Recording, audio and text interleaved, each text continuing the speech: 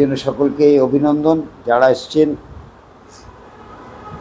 তারা প্রত্যেকেই জানেন এমন নয়, দু চারজন বাদ দিয়ে আমরা যে বিষয়টা নিয়ে ভাবনা চিন্তার মধ্যে ঢুকেছি সেটা হচ্ছে একটা নতুন ভাবনা। তার উদ্যোক্তার মধ্যে আছে আমাদের মাধববাবু এবং গৌতম দা এই ব্যাপারে ভীষণ কোঅপারেশন করছেন। আমাদের রথিনদা খুব উদ্যোগী মানুষ। এরাই মূলত উদ্যোগ নিয়ে ভারতবর্ষের বর্তমান যে পরিস্থিতি 47-এর আগে বা পরে যাই ভাবি না কেন, সমাজের যে পরিবর্তন এবং সার্বিকভাবে মানুষের যে কল্যাণ হতে পারে সেই প্র্যাকটিস 47-এর পর থেকে যদি ধরি অনেক দিন ধরেই চলল, এতগুলো বছর। অর্থাৎ 47 সালে যিনি জন্মগ্রহণ করেছেন তার বোধহয় আজ 77 বছর হচ্ছে, তাই তো গৌতম দা? 77 বছর। তার মানে আর আমরা দুদিন বাদে বলতে শুরু করব শতবর্ষের পথে ভারত। এই শতবর্ষের দিকে এগোচ্ছি, কিন্তু এই শতবর্ষের মধ্যে থেকেও মানুষের যে পূর্ণ যে চাহিদা বা প্রয়োজন, মৌলিক যে অধিকারগুলোর কথা আমরা বলেই থাকি, অন্ন, বস্ত্র, বাসস্থান, স্বাস্থ্য, শিক্ষা, এটি আমাদের মৌলিক অধিকারের মধ্যে পড়ে। একটি কল্যাণকর রাষ্ট্র ভারতবর্ষকে স্বাধীনতার পর তার সংবিধানে বলা আছে যে এগুলি মানুষের ন্যায্য প্রাপ্তি, সে থেকে মানুষ বঞ্চিত হবেন না, এবং একটি সমাজতান্ত্রিক ধাঁচের সরকারের কথাও বলা আছে। এবং আমাদের রাষ্ট্রে দুটি ব্যবস্থা চালু রেখেছে আফটার ইন্ডিপেন্ডেন্ট, সেটি হচ্ছে একটি সমাজতান্ত্রিকতার ধারা, আর একটা হচ্ছে ক্যাপিটালিস্ট বা ধনতন্ত্রবাদীদেরও ধারা।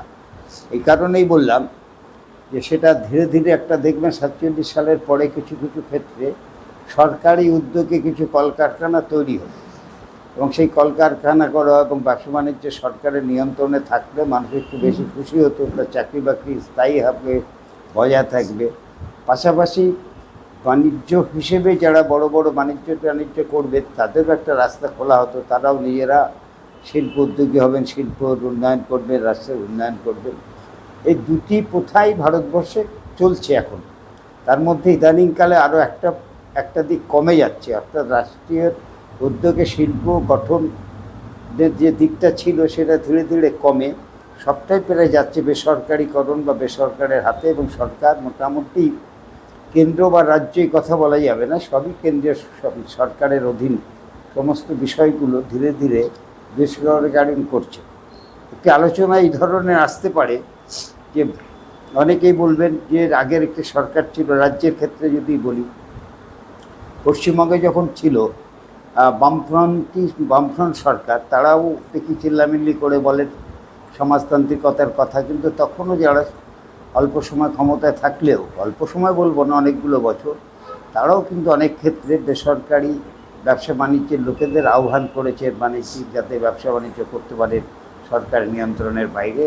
এবং বর্তমান যারা কেন্দ্র রাজ্য তারা একই পথেই কম বেশি হাঁটছে। কিন্তু আমরা লক্ষ্য করে দেখলাম যে ভারতবর্ষে এইভাবে চলার ফলে মৌলিক যে অধিকার, সে অধিকার থেকে আমরা সকলেই বঞ্চিত। কেউ বলতে পারবে না যে হ্যাঁ আমরা খুশি, আমাদের প্রয়োজনীয়তা যা যা প্রাপ্তি, সে প্রাপ্তি আমরা পাচ্ছি, আমাদের ছেলেমেয়েরা সুন্দরভাবে লেখাপড়া করছে, যার যা প্রয়োজনীয়তা সে পাচ্ছে। কিন্তু আমরা লক্ষ্য করে দেখলাম এই কথাটা বলার মতো লোক কয়েকটা কিছু পার্সেন্টেজ লোক আছে, 20-25 বড় জোর হবে।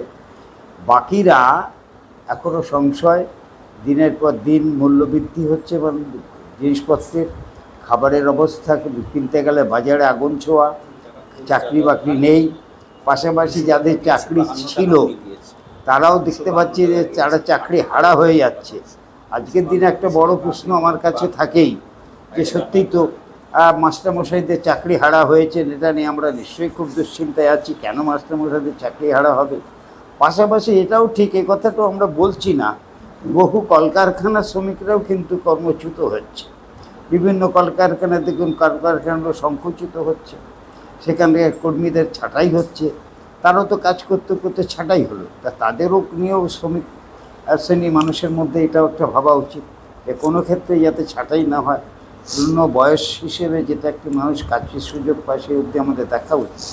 অথচ আমরা দেখছি এই প্র্যাকটিসের মধ্যে দিয়ে, বিশেষ করে যেভাবে আমাদের ভোট ব্যবস্থাতে সরকার বদলাচ্ছে, কিন্তু রাষ্ট্রের যারা দায়িত্ব পালন করছেন তারা কিন্তু সেদিক দিয়ে হাঁটছেন না। ফলে সেই গ্যাপ পূরণ করার জন্য আমাদের একটি নতুন ভাবনা কাজ করছে, যে ভাবনাটাকে আমরা বলছি যে এমন একটি সমাজ ব্যবস্থা কায়েম করা হবে, সর্বোচ্চ একটি মানুষের যে প্রয়োজন তাই আমাদের নতুন রাষ্ট্রীয় ব্যবস্থায় আমরা করে দিতে পারব।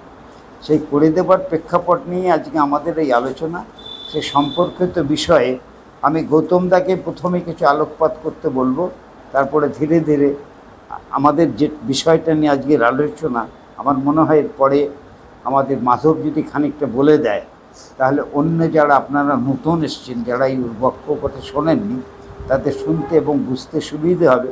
এবং আগামী দিনে আমার যা মনে হয় যে অনেক দিন ধরে আমরা একটা প্র্যাকটিসের মধ্যে আছি, বেশ কিছুদিন ধরে এই প্র্যাকটিসে থাকার কারণেই আমাদেরকে সুসংগতভাবে, আমাদের একটি পদ্ধতিগতভাবে সভা সমিতি আপ্যায়ন করা, সেখানে একটি ছোটোখাটো একটা টিম তৈরি করা, কে কোথায় যাবে কি যাবে না, কোথায় কী কী ধরনের বক্তব্য রাখতে হবে আমাদের পক্ষের প্রতিনিধিত্ব করতে গিয়ে, এবং সেখানে বিভিন্ন জায়গায় যদি আমাদের ডাক পড়ে, সেখানে হয় মাধব গেল, মাধব না গেলে রথীন্দা গেল, রথীন্দা না গেলে দেবকল্প গেল, এরকম প্রতিনিধিত্বমূলক আমরা যদি যেতে পারি, সেখানে আমরা এই বিষয়টা আরও বেশি পরিষ্কার পরিচ্ছন্ন করে বলতে পারবো, যাতে মানুষ আগ্রহ প্রকাশ করে এবং সেটাকে যদি সকলের সমর্থনযোগ্য হয়, তাহলে আমরা একটা টিম হিসেবে কাজ করতে পারি, পথসভা করতে পারি।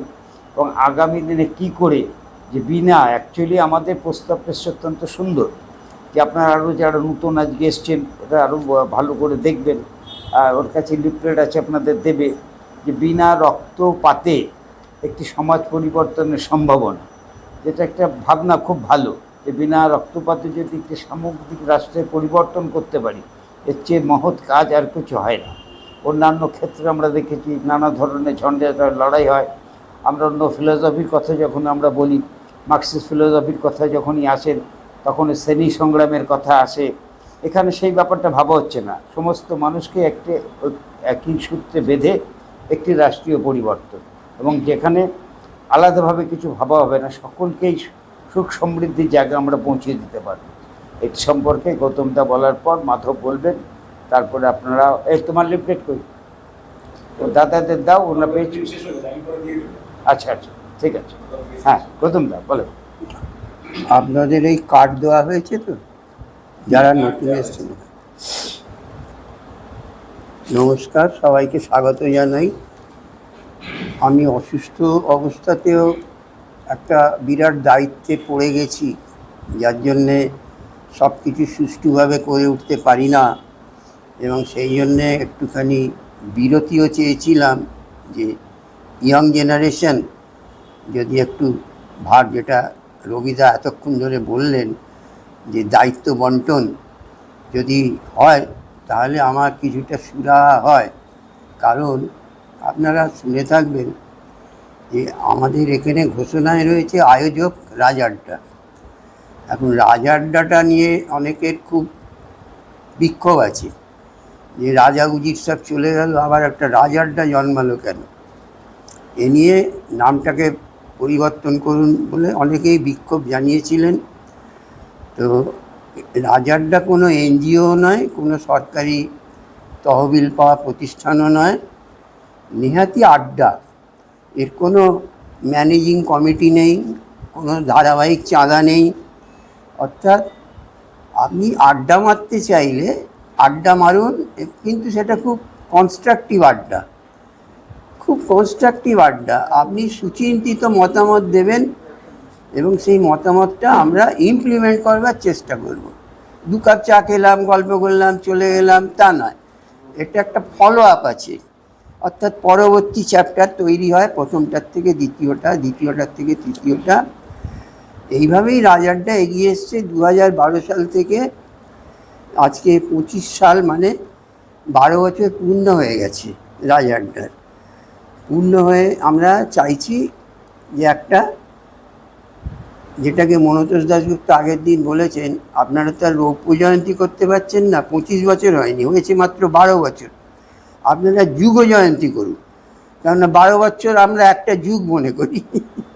তাহলে রাজারডা একটা যুগ জয়ন্তী পালনের উদ্যোগ নিচ্ছে, যে আগামী 2026 সাল অবধি আমরা খুব পরিকল্পিতভাবে কী কী কনস্ট্রাকটিভ কাজ করতে পারি তার একটা প্ল্যানিং, যে আগামী 25 সালের যে কটা মাস বাকি রয়েছে, ধরুন আরও 9 মাস বাকি আছে, সেই 9 মাস ধরে আমরা কী কী আয়োজন করতে পারি নাগরিকদের নিয়ে, এটা একটা প্ল্যানিং করা আগাম।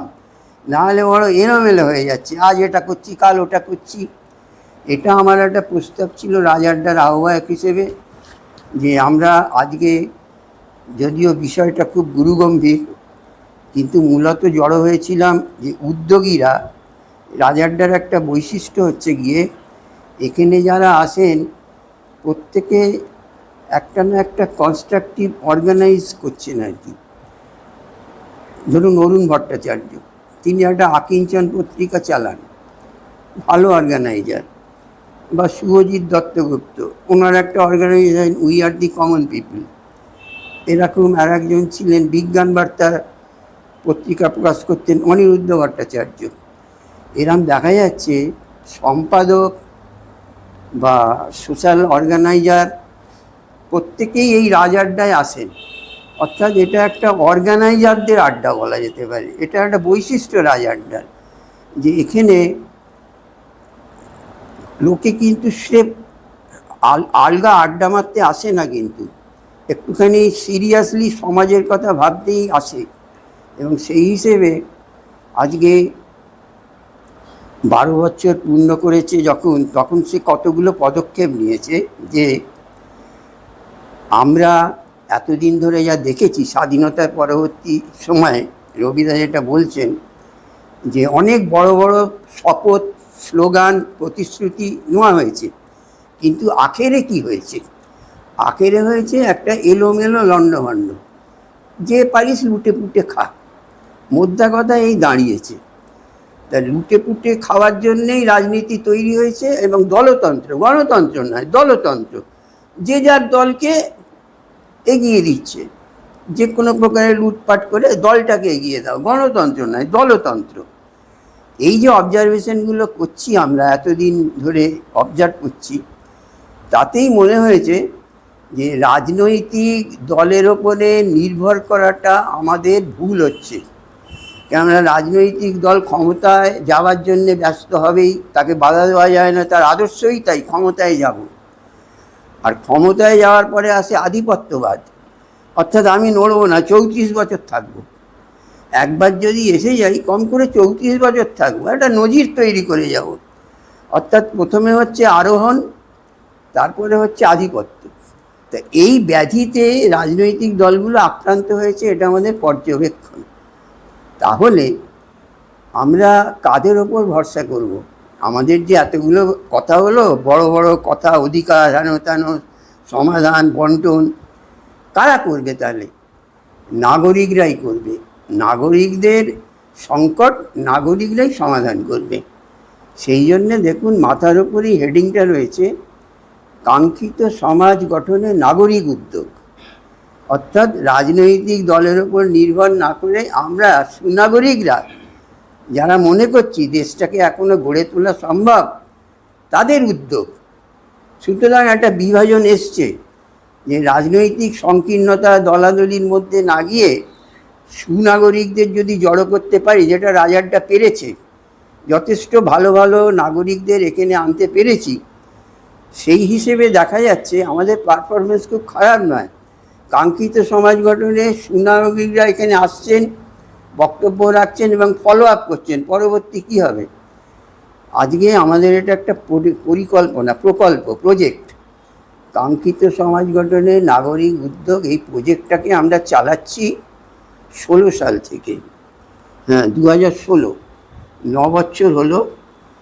2016 সালের এপ্রিলে আমাদের প্রথম পর্ব হয়েছিল, ওই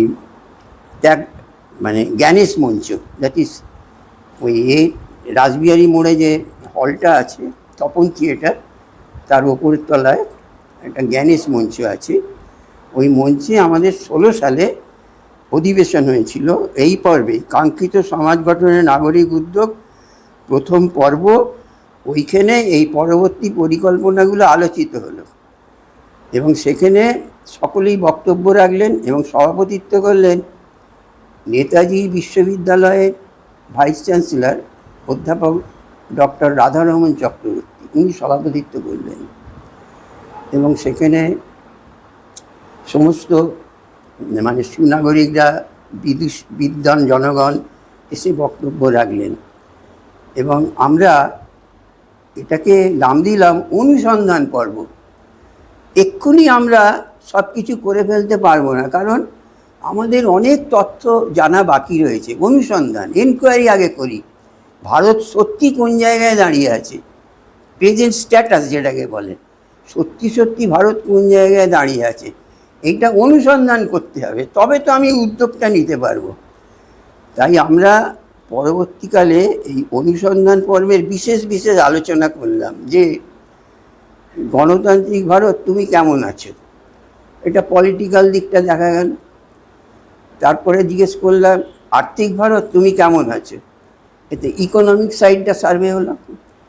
তারপরের পর্ব হচ্ছে যে ঐতিহাসিক, মানে যেটাকে বলে এথনিক, আমরা যে ঐতিহ্যবাহী, সেই যে ভারত, ঐতিহ্যবাহী ভারত তুমি কেমন আছো, তোমার ঐতিহ্য লোপাট হয়ে গেছে না এখনো কিছু আছে। অর্থাৎ ভারতের যে 3টে chapter, political, economic and ethical, 3টে জায়গায় আমাদের অনুসন্ধান চালাতে হচ্ছে যে তুমি ঠিক কোথায় দাঁড়িয়ে আছো। এই অনুসন্ধান পর্ব শেষ হলে আমরা কোথায় যাব না, উদ্যোগে যাব, যে কি কি উদ্যোগ নেওয়া হবে। অনুসন্ধানের পর বলছি যে আমরা কি কি উদ্যোগ নেব। সেই উদ্যোগের জায়গাতে আমরা একটা নাম দিলাম যে শ্রেণীহীন সমাজ বা সমাজতান্ত্রিক সমাজ, এরম নাম দেবো না আমরা নামটা এরম দিলাম কাঙ্ক্ষিত সমাজ। উনি বলছেন আমার এই ধরনের কাঙ্ক্ষিত সমাজ, উনি বলছেন আমার এই ধরনের সমাজ।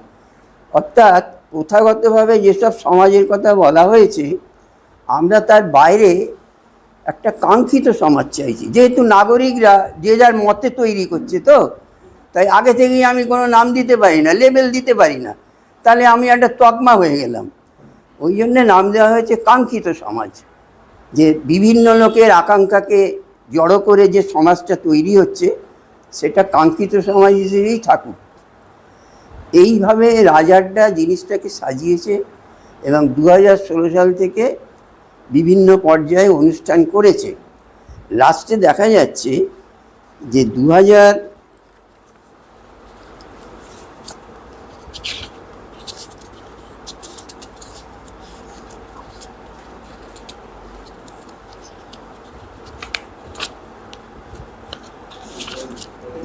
2019 সালে আমরা 3য় পর্ব করেছিলাম, অনুসন্ধানের 3য় পর্ব। 2019 সাল মানে এই যে ইলেকশনটা হবে 24 সালে হলো, তার আগের ইলেকশনটা। তো সেখানে আমাদের এই রাজারডার যিনি প্রতিষ্ঠা করেছিলেন সাংবাদিক দেবাশিস ভট্টাচার্য, উনি বক্তব্য রেখেছিলেন যে নির্বাচনোত্তর ভারত, নির্বাচনের পরবর্তী ভারত ও কাঙ্ক্ষিত সমাজ, যে সেই রকম ভারতে কীরকম সমাজ হওয়া দরকার। তাতে দেবাশিস ভট্টাচার্য বিস্তৃত বক্তব্য রেখেছিলেন। তা সেটা আমাদের রেকর্ড হয়েছে, কিন্তু দুঃখের ব্যাপার যে প্রথম 2টো পাতা আজকে হারিয়ে গেছে প্রিন্টের থেকে। এই জন্যে যারা পুরনো রাজারডার মেম্বার অর্থে ওই রকম অফিসিয়াল মেম্বার, যারা নিয়মিত এসেছেন, তাদের কাছে এই প্রিন্ট আউট যায়, এটা আমাদের অভ্যাস। যেদিন মিটিং হয় সেদিনের জিস্ট প্রিন্ট করে হাতে হাতে দিই পরবর্তী সভায়, যাতে উনি বলতে পারেন এই আমার বক্তব্য তো এটা ওঠেনি, বাদ গেছে। অর্থাৎ সকলেরই সমান সুযোগ থাকে তার বক্তব্যকে প্রতিষ্ঠিত করার। তা এরকম একটি প্রিন্ট আউট 2019 সালে তৈরি হয়েছিল দেবাশিস ভট্টাচার্যের বক্তব্যের পরে, কিন্তু আমাদের ফাইলে দেখা যাচ্ছে সামনের 2টো পাতা মিসিং। এই জন্যে পুরনো যারা রাজারডায় ছিলেন তাদের আমি অনুরোধ করছি, বাড়ি গিয়ে 2019 সালে, ওটা হয়েছিল জুন মাসে, মিটিংটা হয়েছিল জুন মাসে, সেই এটা যদি খুঁজে পান আমাদের একটা সংকলন বার করব। এই যে 12 বছর আমাদের যে প্রোগ্রাম হলো রাজারডার তরফে, তাহলে সমস্ত মিটিংয়ের একটা সংকলন বার করব। কারণ আমরা সৌভাগ্যক্রমে যে মাধবরঞ্জন সরকারকে পেয়েছি, আজকে সেটা অনেক পরে পেলাম। সেদিন থেকে যদি পেতাম তাহলে আমাদের কাজ অনেক সহজ হয়ে যেত। কিন্তু যাকে পেয়েছিলাম, আপনারা জানেন যোগেশ দত্ত, যিনি মূকাভিনয় করে পদ্মশ্রী হয়েছেন, তার ভাই অলোক দত্ত, উনি এই কাজগুলো করতেন, ক্যামেরা ট্যামেরা নিয়ে গিয়ে তুলতেন, রেকর্ড করতেন। আজকে তার আসার কথা, কিন্তু তিনিও অসুস্থ হয়ে রয়েছেন, এখনও তো এসে পৌঁছননি।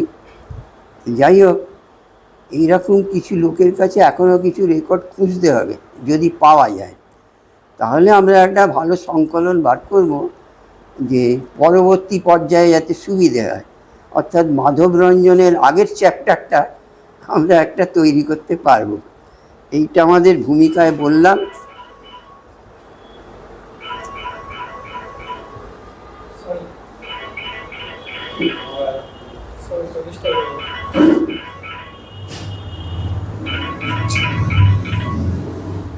আমাদের ভূমিকায় এটা আপনাদের জানালাম যে রাজারডার পার্সপেক্টিভ, কেন কাঙ্ক্ষিত সমাজ নাম, কেন রাজারডাটা নামটা রাখা হয়েছে, যে এটা সমস্ত আড্ডার মধ্যে শ্রেষ্ঠ, তার কোয়ালিটিতে অন্যান্য আড্ডার থেকে শ্রেষ্ঠ। যেমন মিষ্টির মধ্যে সবচেয়ে সেরা হচ্ছে রাজভোগ, এরকম আড্ডার মধ্যে সেরা হচ্ছে রাজারডা।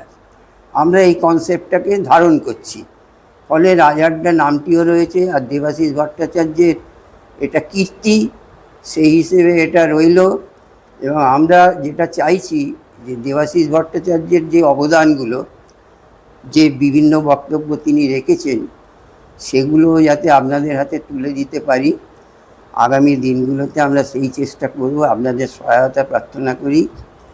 পরিশেষে এটা বলি যে বিভিন্ন রাইট গ্রুপ আছে, কেউ চাইল্ড রাইট নিয়ে, কেউ ফিমেল রাইট নিয়ে, কেউ কাল্টিভেটার রাইট নিয়ে, এগুলোকে বলা হয় রাইট গ্রুপ।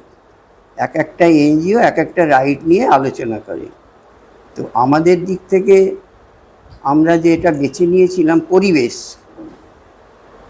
এনভায়রনমেন্ট দিকটাই আমরা বেছে নিয়েছি। তাই বলছি আমরা পরিবেশ গ্রুপের মধ্যে পড়ি, এবং দেখা গেছে যে আমাদের কাজকর্ম, আসুন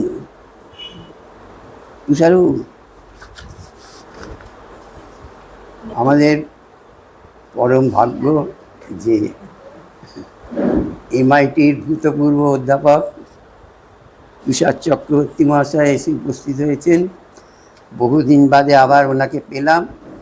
উনি আজকে আমাদের মূল্যবান বক্তব্য দিয়ে সমৃদ্ধ করবেন। এবং আমাদের যে কথাটা বলছিলাম যে বিভিন্ন রাইট গ্রুপ, তার মধ্যে রাজারডার মেন প্রেসারটা পরিবেশের দিকে, পরিবেশগত দিকগুলো আমরা দেখি। এবং সেদিক দিয়ে একটা উল্লেখযোগ্য বিষয় হলো, আপনারা গুগল যদি সার্চ করেন, এই রাজারডারই সঙ্গে জড়িত যে সংগঠন স্কুল অফ ফান্ডামেন্টাল রিসার্চ, এই সংগঠনটি ইউনাইটেড নেশনের গ্লোবাল 500 যে লিস্ট আছে, অর্থাৎ সারা পৃথিবীর মধ্যে যে যে বিষয়ে উল্লেখযোগ্য কাজ করেছেন সেই বিষয়ের একটি তালিকা তৈরি হয়, তাকে বলা হয় গ্লোবাল 500। সেই গ্লোবাল 500 লিস্টের মধ্যে আমাদের নাম অন্তর্ভুক্ত হয়েছে। এই কৃতিত্ব আমরা পেয়েছি ইউনাইটেড নেশনের কাছ থেকে স্বীকৃতি। সেই জন্যে আমরা যে মন দিয়ে কাজ করেছি, এবং উইদাউট এনি রেফারেন্স, মানে আমাদের ধরা করার কোনো লোক ছিল না, শুধু কাজের মাধ্যমে এই জনপ্রিয়তা পৌঁছেছিল। কারণ আমরা বেছে নিয়েছিলাম প্রান্তিক সমাজকে, অর্থাৎ খরা অঞ্চলে যারা খুব কষ্ট পেত, বীরভূম, বাঁকুড়া, পুরুলিয়া, এই অঞ্চলের সমাজের সঙ্গে আমরা কাজ করেছিলাম। ফলে ভারত সরকারের যেটা ওয়েস্টল্যান্ড ডেভেলপমেন্ট বোর্ড আছে, তাদের নজরে পড়ে যায় এই কাজকর্মগুলো, এবং এই কাজকর্মগুলো তারা সার্ভে করেছিলেন নিজেরা এসে, যে কী ধরনের কাজকর্ম হচ্ছে, এবং স্যাটিসফাইড হয়ে তখন প্রধানমন্ত্রী ছিলেন রাজীব গান্ধী, ওনাকে রিপোর্ট করেছিলেন। এবং সেই রিপোর্টের ফলে আমরা একদিন সকালবেলায় চিঠি পেলাম যে আগামী যেদিন উনি সব পুরস্কার দেন, পদ্মশ্রী বিভিন্ন পুরস্কার বিভিন্ন লোককে দেন, সেই দিনে আমরা আমন্ত্রিত হয়েছিলাম যে ওনার মায়ের নামে একটি পরিবেশগত পুরস্কার আছে, ইন্দিরা গান্ধী বৃক্ষমিত্র পুরস্কার। সেই পুরস্কারটি উনি আমাদের হাতে তুলে দিলেন। অর্থাৎ প্রথম পুরস্কারটি ওই বছরে রাজীব গান্ধী এসেছিলেন আমাদের 84 সালের ডিসেম্বরে, আর পুরস্কারটা আমরা পেলাম 86-র প্রথম দিকে। তা এই সময়ের মধ্যে ওনার কাছে এই রিপোর্ট গিয়েছিল যে পরিবেশগত কারণে এদের কাজটা খুব ভালো। এইভাবে সারা ভারতে এটা সাড়া পড়ে যায় যে এরা কারা। তো সেদিক দিয়ে আমাদের মধ্যে বলবার মতো কেউই ছিল না যে বিশাল বিশাল লোকেরা এদের সঙ্গে রয়েছে, তা নয়। আমরা পেয়েছি সহানুভূতি, অর্থাৎ যেসব লোক খুব কর্মোদ্যোগী, যারা কর্ম ভালোবাসেন, তাদের নজরে পড়ে যায় যে এই ছেলেগুলো তো খুব মন প্রাণ দিয়ে কাজ করে এবং সঠিক জায়গাটা খুঁজে বের করেছে কাজ করার।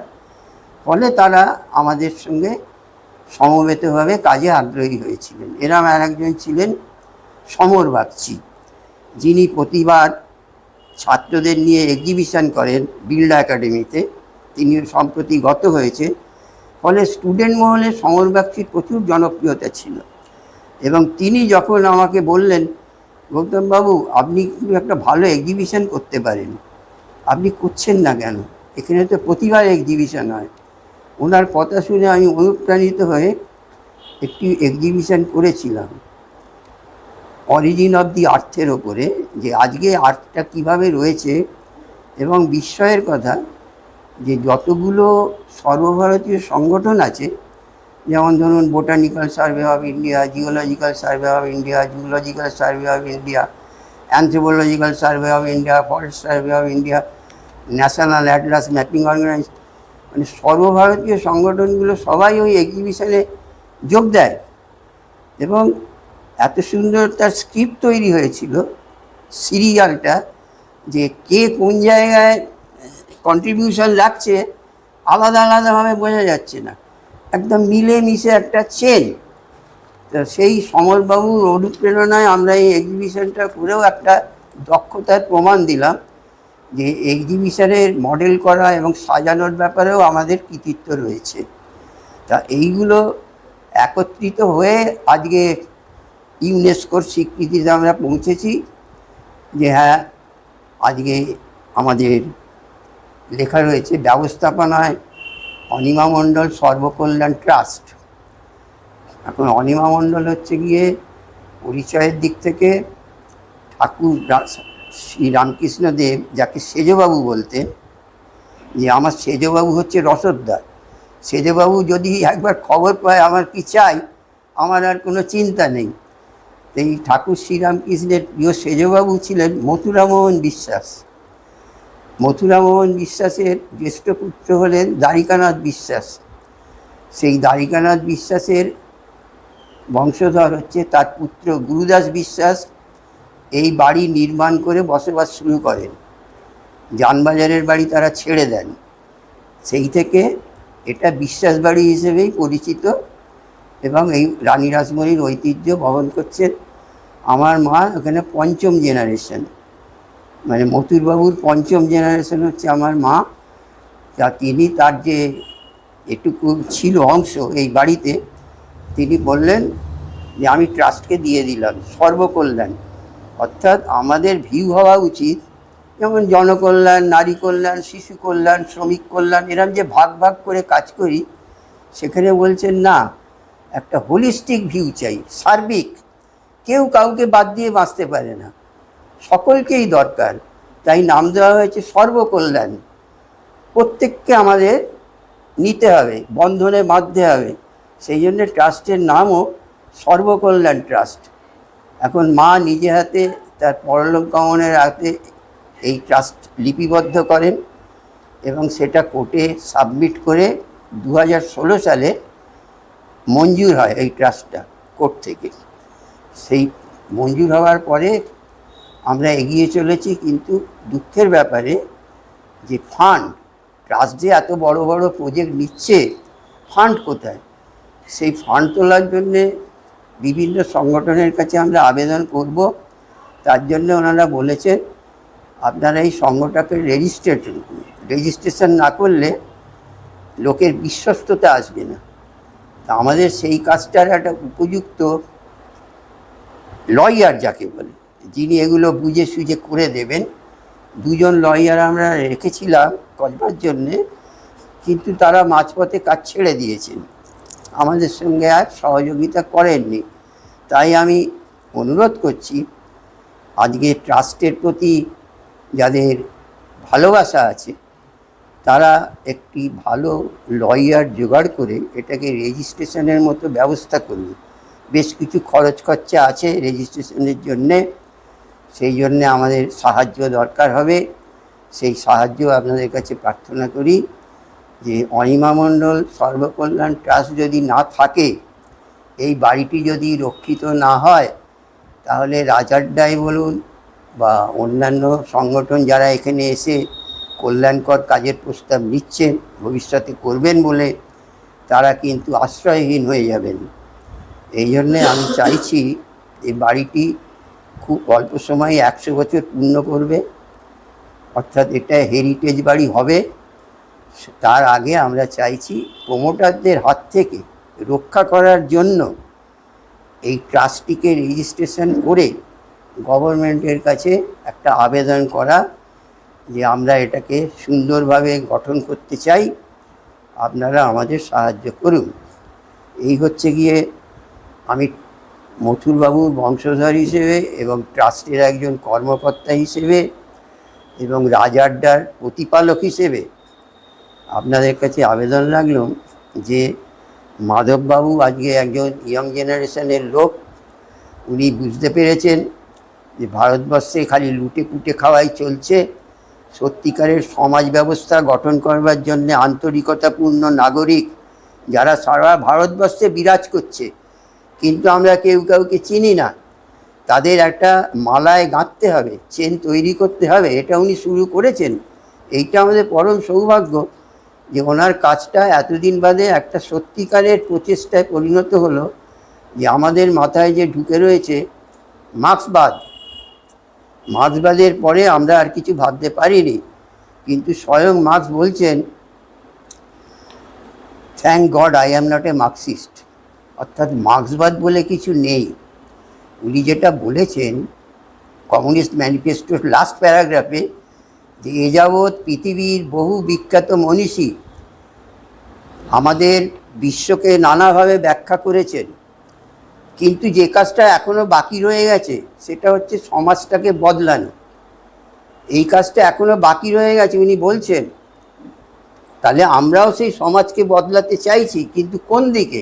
কাঙ্ক্ষিত দিকে, কাঙ্ক্ষিত সমাজ গঠন করব। অর্থাৎ ম্যানিফেস্টোর কাজটা কিন্তু এখনও বাকি রয়েছে, সমাজটাকে কাঙ্ক্ষিত দিকে বদলানো হয়নি। যেটুকু বদল হয়েছে, যেমন বললেন একটা সমাজতান্ত্রিক ধ্যান ধারণা সভাপতি মশাই বললেন অলরেডি ভারতে চালু রয়েছে, আবার একটা ক্যাপিটালিস্টিক ধারণাও চালু রয়েছে, অর্থাৎ একটা মিশ্র অর্থনীতি এখানে রয়েছে।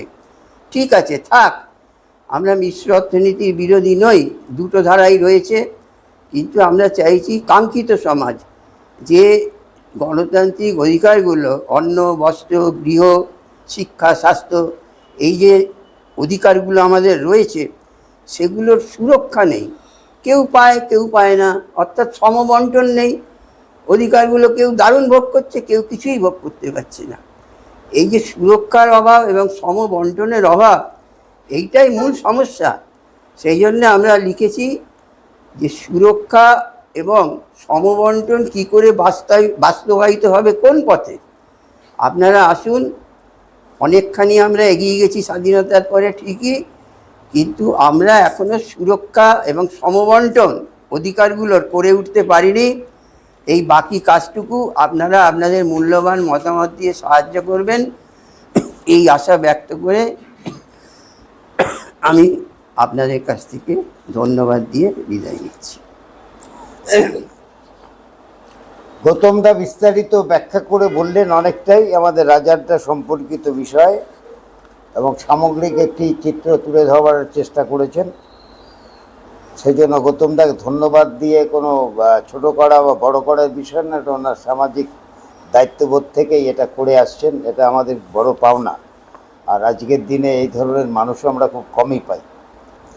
যারা যারা আছেন বক্তব্য রাখতে পারবেন, ঠিক সকলকেই 10 মিনিটের মধ্যে তার সভাটা শেষ করবে বক্তব্যটা।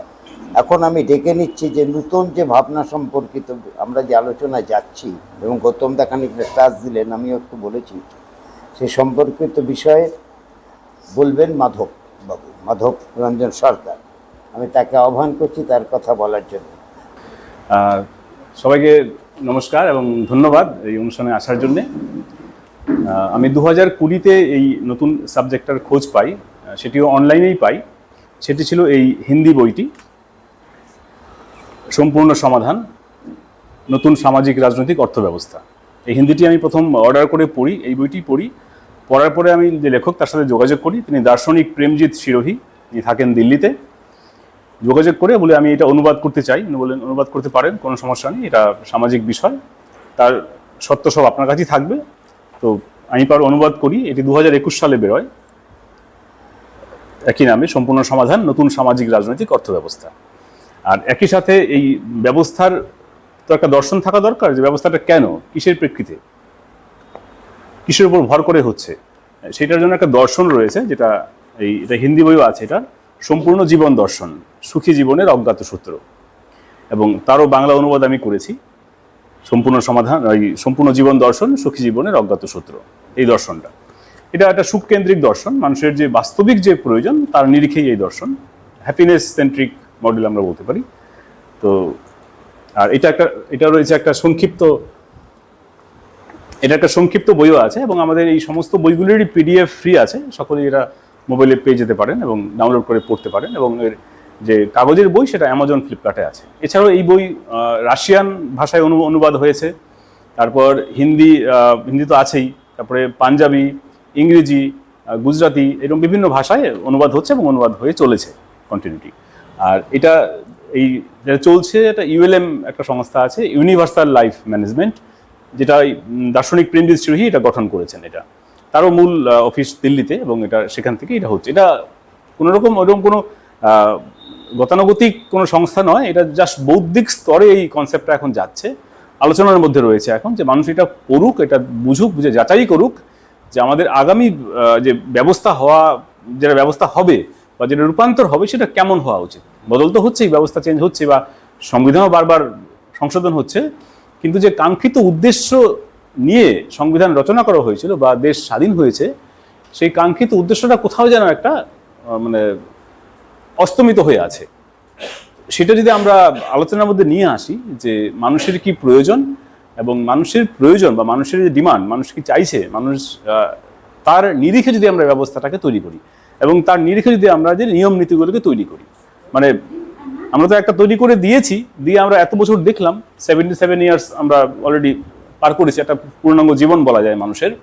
তো দেখলাম যে কোথায় কোথায় অসঙ্গতি আছে, কোথায় কোথায় হয়েছে, এটা পর্যালোচনা করে আমরা দেখব যে বাকি যে অসম্পূর্ণতা আছে, আমরা বলেই দিই যে আমরা যে 80% মানুষ অসহায় অবস্থায় আছে, তাদের কাছে সত্যিই কোনো সুরক্ষা নেই, শিক্ষা হোক, জীবিকা হোক, সুখ সুবিধা হোক, সুরক্ষা নেই, তারা বঞ্চিত শোষিত বলি আমরা। তো তাহলে দেশে তো সম্পদের অভাব নেই, দেশে প্রাকৃতিক সম্পদ রয়েছে, কাজ করার জন্য মানুষও রয়েছে, মানুষ কাজ চাইছে, কাজ খুঁজছে, কিন্তু পাচ্ছে না। তাহলে আমাদের কোথাও একটা ব্যবস্থাগত ত্রুটি রয়েছে, যে এটার যে বাস্তবায়িত করার জন্য যে ব্যবস্থা করা দরকার, হয়তো সেই দিকটা হয়তো ভাবা হয়নি সেইভাবে, বা তখন হয়তো খুব একটা ব্রিটিশ আমল থেকে নতুন একটা আমলে আমরা ঢুকেছি, হয়তো যখন সব তো করা যায় না, চেষ্টাও করছে সরকার, তার মধ্যে তো এই ব্যবস্থাটার একটা রূপরেখা আমরা দিয়েছি, বা দার্শনিক মশাই দিয়েছেন, যে এই রূপরেখাটা কি হবে। সেটা আমাদের 6টা মডেল উনি দিয়েছেন, যে নতুন অর্থনৈতিক মডেল, যেটা মূল বিষয়, অর্থনীতি তো মূল, নতুন রাজনৈতিক মডেল, নতুন শিক্ষা কর্মসংস্থান মডেল, নতুন পারিবারিক মডেল, নতুন সামাজিক সাংস্কৃতিক মডেল, নতুন দর্শনের মডেল, এই 6টা মডেলের মধ্যে সামগ্রিক ব্যবস্থাটা রয়েছে এবং এর অনেক শাখা প্রশাখা সেসব বইয়ে পুস্তকে রয়েছে। যে আমি একটু আগে বললাম যে সুখ কেন্দ্রিক ব্যবস্থা, সুখ কেন, মানুষ কি চায়। তো আমরা যদি দৈনন্দিন জীবনযাপনে যদি আমরা নিজের জীবনটাকে পর্যবেক্ষণ করি, আমরা সত্যিই সমস্ত কাজের পিছনে সুখ খুঁজছি। এটা সহজ করে বলা একদম সুখ। আমরা যে কোনো কিছু খাবার খাচ্ছি সেটা আমার ভালো লাগছে বলে খাচ্ছি, যা কিছু করছি সেটা হয়তো আমার বা সমাজের বা প্রকৃতির কল্যাণ হচ্ছে, তো সেই থেকে করছি। সেই জন্য একটা সুখকেন্দ্রিক মডেল উনি বলেছেন যে জীবন যে রয়েছে তার যে উদ্দেশ্য রয়েছে সেটা সুখ প্রাপ্তি করা, সুখ উপভোগ করা। এবং এটা কিভাবে হবে, যে আমরা যদি মানুষের জীবনটাকে দেখি, যে মানুষ প্রথমত জ্ঞান অর্জনের মাধ্যমে সুখী হয়, বা আমি যদি আমার পছন্দের জ্ঞান অর্জন করতে পারি বা করার সুযোগ পাই তাহলে আমি সুখী হব। এবং জ্ঞানের পরে আসে কর্ম, সেই জ্ঞান অনুযায়ী কর্মে রূপায়িত করার যে প্রক্রিয়া, সেই কর্ম সম্পাদন করার যদি সুযোগ পাই তাহলে আমি সুখী হব, আমার পছন্দের কর্ম যদি করার আমি সুযোগ পাই। এরপর হচ্ছে ভোগ। এবার কর্মের পরে ভোগ উৎপন্ন হচ্ছে, অর্থাৎ বস্তু পরিষেবা আমরা যা কিছু দেখছি আমাদের দৈনন্দিন জীবনযাপনে যা প্রয়োজন, আহার, বাসস্থান, পানীয় বা অন্যান্য যে পরিষেবাগুলো আছে সেগুলো হচ্ছে ভোগ। বা আমরা যদি সম্বন্ধ, সুরক্ষা যা কিছু দেখছি এইসব ভোগের মধ্যে পড়ছে। সেই সব যদি আমরা পছন্দ অনুযায়ী পাই এবং যদি সুরক্ষিত থাকে সেই সিস্টেমটা, তাহলে আমরা সুখী হব।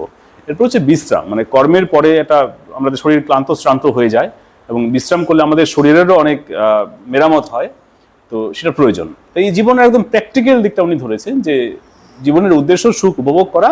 এই সুখ 4টে মাধ্যমে উপভোগ করা যায়, তো হচ্ছে জ্ঞান, কর্ম, ভোগ, বিশ্রাম, এই 4টে। তো এটা হচ্ছে, এবং এটা কি করে পর্যবসিত হবে বাস্তবে তার নিরিখে সেই ব্যবস্থার মডেলটা উনি দিয়েছেন, যেটা আমি একটু আগে সংক্ষেপে বললাম কয়েকটি মডেল। এবার দর্শনের মধ্যে, দর্শনের বইটিতে কি, দর্শনের বইতে মূল রয়েছে যে আমি যে সেলফ, আমি কি চাইছি, সুখ কেন জীবনের উদ্দেশ্য উনি সিদ্ধান্ত দিয়েছেন দর্শনগত দিক থেকে, তার ব্যাখ্যাটা আছে। যেমন আমিকে, আমার যে চেতনার যে বিভিন্ন স্তর, জাগ্রত অবস্থা, স্বপ্ন অবস্থা, সুষুপ্তি অবস্থা, তুরীয় অবস্থা, এর প্র্যাকটিক্যাল ব্যাখ্যাটা উনি দিয়েছেন যে কেন মানে জীবনের যে এই চক্রটা রয়েছে সেটা কিভাবে আবর্তিত হচ্ছে, এটাই মূলত সংক্ষেপে এটাই। তারপরে সুখের বিভিন্ন স্তর, যেমন ব্যক্তিগত সুখ, পারিবারিক সুখ, সামাজিক সুখ, সমষ্টিগত সুখ, এইসবের ব্যাখ্যা সেই বইতে রয়েছে। এটাও দর্শনের দিক থেকে আমি সংক্ষেপে বললাম। এবার ব্যবস্থার দিক থেকে যদি বলি, যে এই ব্যবস্থার যে মূলত প্রধান যে বিষয়টা অর্থনৈতিক এবং রাজনৈতিক মডেল, এই দুটো যদি জনগণের হাতে না থাকে, রাজনৈতিক ক্ষমতা এবং অর্থনৈতিক ক্ষমতা বা অধিকার, তাহলে কিন্তু আমরা দেখলাম এই যে সাংবিধানিক গণতন্ত্র রয়েছে তাতে মানুষ কিন্তু আকাঙ্ক্ষিত যে উদ্দেশ্য পূরণ করতে পারছে না। অর্থাৎ অধিকার তো সংবিধানে দেওয়া রয়েছে, কিন্তু বাস্তবে সেটা ফলিত হয়নি, সেই মতো ব্যবস্থাপনা বা বাস্তবায়িত করা যায়নি। এটি কোনো নিজস্ব কোনো ব্যক্তিকে দোষারোপ করলে আমরা ভুল করব, এটি ব্যবস্থাগত সমস্যা, ব্যবস্থাগত ত্রুটি। এটা সার্বিক, আমাদের দোষ হলে সবারই দোষ, না হলে কারোরই দোষ নয়। আমরা যখন এটা বুঝতে পেরেছি, আমরা এখন এটা গঠন করে নিই কীরকম অর্থনৈতিক মডেল হলে মানুষের যে কাঙ্ক্ষিত চাহিদা সেটা পূরণ হবে, মৌলিক চাহিদা যদি বলি আমরা, সেটা পূরণ হবে। মানুষের বিরাট কোনো চাহিদা বা প্রচুর কিছু নেই, আমি যদি কাউকে জিজ্ঞাসা করি তার বিরাট চাহিদা নেই, সেটা সুরক্ষিত জীবনযাপনের ব্যবস্থাপনা চায়। যেটা বললাম যে জ্ঞান, কর্ম, ভোগ, বিশ্রাম, এটা একটা সুরক্ষিত ব্যবস্থাপনা। আর যে এক্সট্রা যেটা বলছি সেটা তো আমাদের এখন বর্তমান মার্কেটিং যে আছে, পুঁজিতান্ত্রিক ব্যবস্থা তৈরি করে দিয়েছে, যে 10খানা গাড়ি হলে আমার বিরাট, আমি এটা কিছু একটা হয়ে গেলাম, মানুষ সম্মান দেবে। এটা এখনকার সমাজে এটা ধরে রাখা প্রয়োজন। সে নিজেও জানে এতগুলো জিনিসের প্রয়োজন নেই, বেকার পড়ে নষ্ট হচ্ছে। 10খানা বাড়ি করে রাখলাম, বাস করছে একটা বাড়িতে, কিন্তু বাকি 9টা বাড়ি রয়েছে আমার দেখানোর জন্য, বলার জন্য। সম্পদ রাখতে হয়। এর কারণও আছে যে বর্তমান যে ব্যবস্থা, সেই ব্যবস্থায় অধিক সম্পদ থাকলে আপনি অধিক সুরক্ষিত, অধিক আপনি সুখ সুবিধা ভোগ করতে পারবেন। এই হচ্ছে মূল কথা, মূল কথা এইটাই। তাহলে মানুষ মূলত সুখ সুবিধা সুরক্ষা চাইছে। যদি আমরা এই সিদ্ধান্তে উপনীত হই তাহলে সেই মতো ব্যবস্থা করে নিতে হবে, গঠন করে নিতে হবে। তাহলে অর্থনৈতিক মডেলে যেটা আমি সংক্ষেপে বলে দিই, যে শতভাগ মানুষের, সেটা শিশু হোক, মাঝবয়সী হোক, প্রবীণ হোক, যুবা হোক, অসুস্থ হোক, প্রতিবন্ধী হোক, এই শতভাগ মানুষের প্রয়োজন অনুযায়ী অর্থনৈতিক ব্যবস্থার অর্থনীতিকে তৈরি করা। দরকার হলে এই মুদ্রানীতিকে পাল্টে নতুন মুদ্রানীতি তৈরি করে নেওয়া। আমার উদ্দেশ্য হচ্ছে তার সুখ সুবিধাগুলো পূরণ করে দেওয়া, আর তার নিরিখে নীতিকে তৈরি করে নেওয়া। এটা নয় যে আমি আগে নীতি তৈরি করে দিলাম তারপরে তার উপর চাপিয়ে দিলাম, তাহলে নয়। আগে মানুষের প্রয়োজনটা বুঝে নেওয়া, যে কত আমার লোকজন আছে, তার কি প্রয়োজন আছে, তারপরে কিন্তু সেই অনুযায়ী আমাদের যে উৎপাদনের কাঠামোটা তৈরি করা যাবে। মানে শতভাগ মানুষের যে প্রয়োজন সেটা নিয়ে নেওয়া, তারপরে সেই অনুযায়ী উৎপাদনে যাওয়া। এবার উৎপাদন করবে কারা? মানুষই উৎপাদন করবে, মানুষই উৎপাদন করবে। সেখানে 25 থেকে 50 বছর বয়সী যারা কর্মক্ষম আছেন, তারা নারী পুরুষ নির্বিশেষে তারা কোনো একটি জীবিকা সম্পাদন করবেন। সে তার পছন্দের জীবিকা, সেখানে শিক্ষা মডেলের মধ্যে সেখানে তার পছন্দের জীবিকার ট্রেনিংও তিনি পাবেন, সবই সরকার থেকে বিনামূল্যেই পাবেন। তাহলে এই 25 থেকে 50 এইটা শুধু ক্রাইটেরিয়া, তাকে কোনো একটা জীবিকা সম্পাদন করতে হবে বস্তু পরিষেবা নির্মাণের জন্যে। এবার সে আবাস এবং এই সমস্ত কিছু সরকার দেখভাল করবে। কাউকে কোনো ব্যক্তিগতভাবে কোনো মুদ্রা লেনদেনের বা মুদ্রা জমিয়ে রাখার কোনো প্রয়োজন নেই। ব্যবস্থা বলেই দিয়েছে যে আপনার কি প্রয়োজন সেটা আপনি বলুন। আপনি শুধু আপনার যে কাজ, যে ডিউটি, 4-5 ঘন্টা হোক 6 ঘন্টা হোক, যা ডিউটি নির্ধারিত করবে সেটা 4-5 ঘন্টার মধ্যেই এনাফ, যে সিস্টেম করা আছে। তো আপনার দৈনন্দিন ওইটুকু কাজ, এবং সপ্তাহে 5 দিন, 2 দিন আপনার পুরো ছুটি, শুধু আপনি ওইটুকু সময় ব্যবস্থাকে দিন। ব্যবস্থা আপনাকে পরিবর্তে আপনার যে প্রয়োজন, আপনার আবাস, আপনার যাতায়াত, এই সমস্ত কিছু, আহার, এই সমস্ত কিছু ব্যবস্থা আপনার দেখবে। সেই ব্যবস্থা, এটা নগরীয় ব্যবস্থা, সেরকম নগর থাকবে, সেখানে আধুনিক ব্যবস্থা থাকবে। এখন সকল মানুষ যদি কাজ পেয়ে যায়, যদি আমরা জানতে পারি যে মানুষের কি প্রয়োজন, কোন সমাজের জন্য কি প্রয়োজন, কোন সমাজ কি চাইছে, বিভিন্ন রকম সমাজ আমাদের দেশে আছে, সেই অনুযায়ী একটা নগরীয় ব্যবস্থা রূপায়িত করা। সে তার আমি জাস্ট 2 মিনিট জাস্ট। তো তাহলে শতভাগ চাহিদা, শতভাগ উৎপাদন, শতভাগ কর্মসংস্থান এবং শতভাগ মানুষের মধ্যে বিতরণ এই বস্তু পরিষেবাগুলো, এটা অর্থনৈতিক মডেল। এবং যে রাজনৈতিক মডেলটা আমি সংক্ষেপে 2 মিনিট সময় নিলাম, তারপরে শেষ করে দেবো। সেটা হচ্ছে যে এখন যে রাজনৈতিক ব্যবস্থা আছে সেখানে দেখা যাচ্ছে যে জনগণ প্রতিনিধি নির্বাচন করে দিচ্ছেন, তার মাঝের 5 বছর আর জনগণের কাছে কোনো অধিকার নেই, কোনো ক্ষমতা নেই, আবার 5 বছর পরে তার কাছে থাকবে। নতুন ব্যবস্থা বলছে যে না, এই ক্ষমতাটা 24 ঘন্টা যেন জনগণের কাছে নিহিত থাকে, কোনো নির্দিষ্ট কোনো ব্যক্তিমণ্ডলের কাছে নয়। কারণ ব্যক্তির তো প্রয়োজন, সে ব্যবস্থা পূরণ করে দেওয়ার অধিকার দিয়ে দিয়েছে, তার ডিমান্ড করার অধিকার, সে তো সবকিছু দিয়ে দিয়েছে ব্যবস্থা তাকে, তার যা প্রয়োজন, তার সর্বোচ্চ চাহিদা সে পূরণ করে দেবে। আর মানুষের চাহিদা সর্বোচ্চ আমরা জানি কার কি প্রয়োজন, সে তো সে নিজেই বলবে তার কি প্রয়োজন, এটা সেই অনুযায়ী ব্যবস্থা করে দেবে। এবার রাজনৈতিক ক্ষমতাটা 24 ঘন্টা এটা জনগণের কাছে থাকবে, কোনো নির্দিষ্ট ব্যক্তির কাছে নয়। ব্যক্তি তার পছন্দের কাজ করবে। যেমন যদি দেখি যে নেতা মন্ত্রীরা আছে, তার যা যোগ্যতা, সে যদি সেই কাজ করতে চায়, সে তার দায়িত্ব পালন করবে, পরিবর্তে তার কোনো লেনদেনের কোনো প্রয়োজন নেই, কারণ তাকে ব্যবস্থা সবকিছু দিয়ে দিচ্ছে। এবং সেই মতো করে যারা যারা যারা ব্যবসায়ী আছে, তার সঙ্গে তখন সেই ব্যবস্থার একটা বোঝাপড়া হবে, যে ব্যবস্থাগুলো কাঠামোটা তার কাছে আছে, প্রযুক্তি আছে, সেটা কিভাবে দেখবে, সে সেই ডিপার্টমেন্টের কাজ করবে। মূল কথা বলা হচ্ছে যে রাজনৈতিক ক্ষমতা নির্দিষ্ট ব্যক্তির কাছে থাকছে না, এটা সমগ্র নাগরিকের কাছে 24 ঘন্টা থাকছে।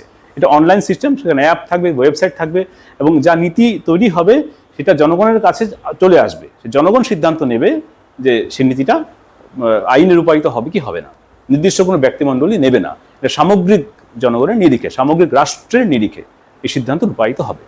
তো এটা আমি ফলে এখানে দুর্নীতির ব্যাপারটা থাকছেই না, কারণ আমি বলেই দিলাম যে এখানে মুদ্রা লেনদেন নেই। মুদ্রা যেটা হবে, সরকার যদি আপনাকে কিছু দেয়, আপনার প্রয়োজন অনুসারে আপনাকে সরকার দেবে, আপনার যা প্রয়োজন সেটা আপনি খরচ করেন, সেই আলাদা হিসেব সেটা।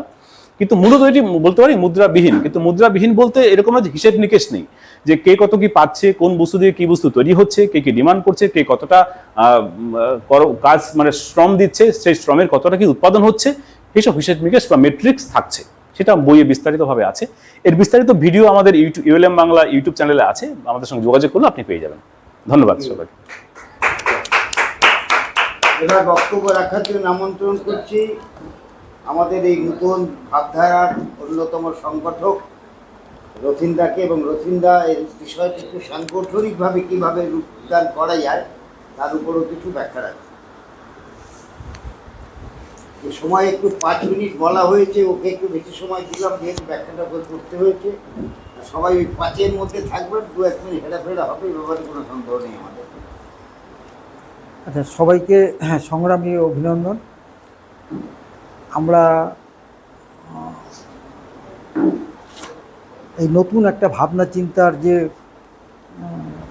চর্চা, এটা বেশ কিছুদিন হয়তো শুরু করেছি এবং এটা চালিয়ে যেতে চাইছি, এবং আরও বেশি বেশি লোকের মধ্যে দিয়ে তাদের মতামত নিয়ে আমরা একটা ভালো একটা সুস্থির জায়গায় যেতে চাইছি। তার জন্য একটু সময় হয়তো লাগবে প্রথম দিকে, তো আজকে সংক্ষেপে কিছুটা বলছি আমার যতটুকু উপলব্ধিতে আছে, সেটা হচ্ছে বিশদভাবে কিছুটা মাধববাবু বলেছেন। আমি সাংগঠনিক পার্টটা কিছু তুলেছে, যেদিকে এইটা দরকার আর কি, সাংগঠনিক একটা পার্ট তৈরি করা, সেইটার ব্যাপারে বলবো। তার আগে যেটা বলতে চাইছি যে সিস্টেমটা যেটা বলেছেন মাধববাবু, তার মধ্যে প্রথমে আমি এই দিকটা এর আগেও বহু আলোচনায় করেছি, তারই একটা বাস্তব রূপ এই কনসেপ্টের মধ্যে আছে বলে আমারও খুব আগ্রহ বেড়েছে। সেটা হচ্ছে আসলে এই যে এখানে লেখা আছে যে আধুনিক ভারতের গণতান্ত্রিক অধিকার সমূহের সুরক্ষা এবং তারপরে সমবন্টন। এই গণতান্ত্রিক ব্যবস্থা মোটামুটি আমরা যেটুকু জানি আর কি, কম বেশি অনেকেই, যে ব্রিটিশ আমল থেকেই এটা তৈরি হয়েছে। এবং তারপরে সংক্ষেপে বলতে গেলে যে তারপরে ধরুন এই 47 পরবর্তী সময়ের যে সংবিধান তৈরি হওয়া, সেটা সেই গণতন্ত্রেরই একটা উত্তরাধিকারী হিসাবে তার চলছে, কন্টিনিউশন চলছে। অর্থাৎ এই গণতন্ত্রটা কী ধরনের গণতন্ত্র, তার একটা ছাপ আমরা ওই ব্রিটিশ আমলের যে মানে শাসক, তারা যেভাবে তৈরি করে দিয়ে গেছিল একটা সংসদীয় ব্যবস্থা, নির্বাচনী ব্যবস্থার মধ্যে দিয়ে ঠিকঠাকভাবে চলতে হবে, এরকম একটা কনসেপ্ট, এবং তার মধ্যে দিয়ে আমাদের জীবনযাত্রা অনেক বেশি সুস্থির এবং সুনিশ্চিত একটা নিশ্চিত ব্যবস্থা তৈরি হবে, এই একটা জিনিস ছিল। কিন্তু আমরা 77 বছর পার হওয়ার পর আজকে দেখছি যে আমরা প্রায় সেই ধরনের কিছুই আশানুরূপ কিছু চিত্র আমরা দেখতে পাইনি এই রাষ্ট্র কাঠামোর মধ্যে। ফলে জীবনযাত্রা খুবই ছন্নছাড়া অবস্থা, দুর্বিষহ অবস্থার মধ্যে আমরা পড়েছি। এটা মানে প্রায় বলতে গেলে 80% 90% মানুষ এটা স্বীকার করছে। এবার সংক্ষেপে একটা জায়গায় যাই, আমাদের উপলব্ধি বা আমার ব্যক্তিগতভাবে যে উপলব্ধি হয়েছে, যে দীর্ঘ এই সময়ের মধ্যে আসলে যেটা হয়েছে বাস্তবে, সেটা হচ্ছে যে এই গণতান্ত্রিক ব্যবস্থার মধ্যে দিয়েই, এই নির্বাচনী ব্যবস্থার মধ্যে দিয়েই 30% মানুষ, দেশের 30% মানুষের হাতে মোটামুটি ক্রয় ক্ষমতা বা অর্থ সম্পদটা তার একটা ভাগ তাদের হাতে চলে গেছে। তার মধ্যে যদি আরও নিখুঁতভাবে যদি আমরা আলোচনা করি বা ভাবি, তাহলে দেখা যাবে যে 2% কি 3% লোকের হাতে প্রায় 50% সম্পদ চলে গেছে। তো এই দীর্ঘ এই 77 বছর বা এই গণতান্ত্রিক ব্যবস্থার মধ্যে দিয়েই এই রূপটা বা এই চিত্রটা তৈরি হয়েছে, যেখানে অধিকাংশ মানুষ মানে প্রায় 70% মানুষ, তারা তাদের জীবনযাত্রা সুস্থির অবস্থার মধ্যে নেই। শিক্ষা তার মধ্যে, অর্থাৎ অন্ন বস্ত্র বাসস্থান, শিক্ষা, চিকিৎসা, মানুষকে বেঁচে থাকতে গেলে যেগুলো দরকার মৌলিক, সেই জিনিসগুলো পর্যাপ্ত পরিমাণে মানুষ পাচ্ছে না, বা ওই আমাদের নতুন কনসেপ্টের ইয়েতে ভাষায় বলা যেতে পারে যে মানুষ সেটা ভোগ করতে পারছে না। ফলে মানুষ যেভাবে বেড়ে ওঠা দরকার, মানুষের যে মানুষ সম্পদের যে বিকাশ হওয়া দরকার, সেগুলো হচ্ছে না। স্বাভাবিকভাবে দেশও একটা বিপন্ন অবস্থায় যাচ্ছে, কারণ দেশটা কখনো মুখশুমেয় লোকের, আমরা এটা মনে করি না, যার ফলেই আমাদের এই উদ্যোগের একটা প্রচেষ্টা ধারাবাহিকভাবে রয়েছে এত বছর বাদেও, বয়সেও। আমরা মনে করি দেশটা সকলের, যারা ট্যাক্স দিচ্ছে বিশেষ করে বাস্তব জায়গার থেকে, দেশটা তাদেরও, সুতরাং উন্নয়নটা হবে তাদেরকে নিয়েই। এই জায়গা থেকে খুব সংক্ষেপে আবার চলে যায়, কারণ আমার সময় প্রায় চলে এসছে। সাংগঠনিক প্রেক্ষাপটটা বলবেন? হ্যাঁ হ্যাঁ, এই ওই রাষ্ট্রের যে একটা রূপ, সেটা আমার মনে হয় যে এই সংসদীয় গণতন্ত্রের নির্বাচনী ব্যবস্থায় এই গণতন্ত্রটা হচ্ছে ওই নিচে শহরে কাউন্সিলর পর্যন্ত আর গ্রামে পঞ্চায়েত পর্যন্ত, তার তলেও কিন্তু মানুষ আছে এবং তাদের একটা পরিকাঠামো সংবিধানে আছে, যে যেখানে মানুষ, সেই মানুষগুলো শহরের মানুষ ওই কাউন্সিলরের অধীনে, মানে কাউন্সিলর অঞ্চলে, সেখানে ওয়ার্ড কমিটি এবং গ্রামে গ্রামসভা, এইটা যদি পূর্ণ রূপ নিতে পারে, অর্থাৎ নিচুতলার মানুষের হাতে যদি ক্ষমতা যায়, যেটা বলা হচ্ছে, তাহলে পরে একটা সুন্দর ব্যবস্থা তৈরি হতে পারে। মুষ্টিমেয় লোকের হাতে সেই ক্ষমতাগুলো থাকবে না। যদিও সে ভুল করে কখনো নির্বাচিত সদস্য, তাহলে আমরা তাদেরকে পরিবর্তন করে নিতে পারবো। এই জিনিসটা আমাদের প্রাথমিকভাবে এটা ভাবতেই হবে, অর্থাৎ নিচুতলায় আমাদের লোকালে আছে, তো শহরে লোকালে আমরা সেইভাবে যদি কোনো কমিটি, হ্যাঁ, সব ধরনেরই লোকজন, ভাবনার লোক থাকতেই পারে, বিশেষ করে যারা একটু প্রগতিশীল তাদেরই প্রাধান্য একটু বেশি থাকবে, যারা চাইছে পরিবর্তন, যারা চাইছে সুস্থির একটা ভালো ব্যবস্থা, তারা যদি আমরা জড়ো হয়ে সচেতনভাবে সেরকম একটা কমিটি তৈরি করতে পারি, তাহলে পরে আমাদের নিশ্চিত একটা জায়গা, প্রাথমিক জায়গাটা তৈরি হবে, তারপরে সেটাকে ধরে ধরে বাকি জায়গাগুলো তৈরি হতে পারে। এইটা হচ্ছে গেল। আর 1 মিনিটের মধ্যে যেটা বলি যে এখন এই যে বিষয়টা, এই যে আমরা যারা উপস্থিত হচ্ছি, আমরা দীর্ঘ কিছুদিন ধরে এই উদ্যোক্তা হিসাবে মাধব রঞ্জন, তার সাথে আমরা কয়েকজন তার সহযোগী হিসাবে আছি, কিন্তু এইভাবে তো দীর্ঘদিন চলতে পারে না। মানুষকে সংগঠিতভাবে তৈরি করতে গেলে, তাকে একটা ঐক্যবদ্ধ করতে গেলে একটা সংগঠনের রূপ দেওয়া দরকার, একটা সাংগঠনিক রূপ দেওয়া দরকার, যেটা প্রাথমিক স্তর হিসাবে আমরা একটা কনভেনার তৈরি করে কিছু সদস্যের মতো লোক যারা উদ্যোগী, তারা আমরা একটা এক জায়গায় এসে কনভেনার তৈরি করে, সেটা যৌথ হতে পারে, সেইভাবে আমরা কনভেনার তৈরি করার মধ্যে দিয়ে বাকি কাজগুলো নির্ধারিত করতে পারি। এটা একটা সাংগঠনিক প্রক্রিয়া প্রাথমিক। তারপরে আস্তে আস্তে যত বিস্তার হবে, জেলায় হোক বা রাজ্যে হোক, সেইভাবে আস্তে আস্তে আমাদের যথেষ্ট কিছুটা হলেও বয়স অনুযায়ী অভিজ্ঞতা আছে, আমরা সেইভাবে সাজিয়ে নিতে পারবো। এই কথা বলে আমি আজকের বক্তব্য শেষ করছি। ভালো। আচ্ছা, নেক্সট আসুন আশুতোষ ব্যানার্জি। আচ্ছা, আমি এতক্ষণ ধরে শুনছিলাম, এখানে অনেকে খুব সুন্দর বক্তব্য রাখলেন। আমি অল্প কথায় অল্প সময়ের মধ্যে এই পরপর কতগুলো চ্যাপ্টার নিয়ে বলছি। উনি যে বললেন যে অর্গানাইজার, যারা অর্গানাইজ করেছেন বা অর্গানাইজ করার দক্ষতা আছে সেরকম লোকজন আগে এসেছিল, আপনারা এখানে এসে গেছেন। তো সেই সূত্রে আমি একটা কথা বলছি, আমি ইন্ডিয়ান ক্লাসিক্যাল মিউজিকের উপরে প্রোগ্রাম করাই, অর্গানাইজ করেছি অনেক। রিসেন্টলি 22শে মার্চ একটা খুব সুন্দর প্রোগ্রাম হলো পেড আর্টিস্টদের নিয়ে, অ্যারাউন্ড 30 to 35,000 এরকম বাজেট নিয়ে খুবই একটা মনোজ্ঞ অনুষ্ঠান করেছি। ইন দ্যাট সেন্স অর্গানাইজ আমাকেও কিছু করতে হয়েছে আগে, এই একটা ব্যাপার। আচ্ছা, এখন ক্ষমতার অপব্যবহার, ক্ষমতা যাদের হাতে আছে তারা সাধারণ মানুষকে রক্ষা করছে কি আদৌ, তারা সাধারণ মানুষের জন্য কিছু করছে, কতটা ভাবছে, সে একটা ইম্পর্টেন্ট ফ্যাক্টর। আর যে রাজনৈতিক যে বিভিন্ন দলগুলো যে আছে, যে তো এখন তাদের সঙ্গে মানুষ থাকবে কি থাকবে না, কি কারণে থাকবে, তাদের আহ্বানে মানুষ যাবে কি যাবে না, সেই সূত্রে একটি খুবই ছোট্ট একটি লেখা আছে আমার। Be cautious of selecting your team or দল before joining any team. Always keep it in your mind that the leaders of the association can motivate or teach you or not to hate these things in a human being. Number 1, artificiality. Number 2, cowardness. Then crookedness, dishonesty, diplomacy, duplicity, hypocrisy, heartlessness, narrowness, selfishness. Otherwise, you will be loser, misguided and exploited. Don't be a puppet, don't be a slave.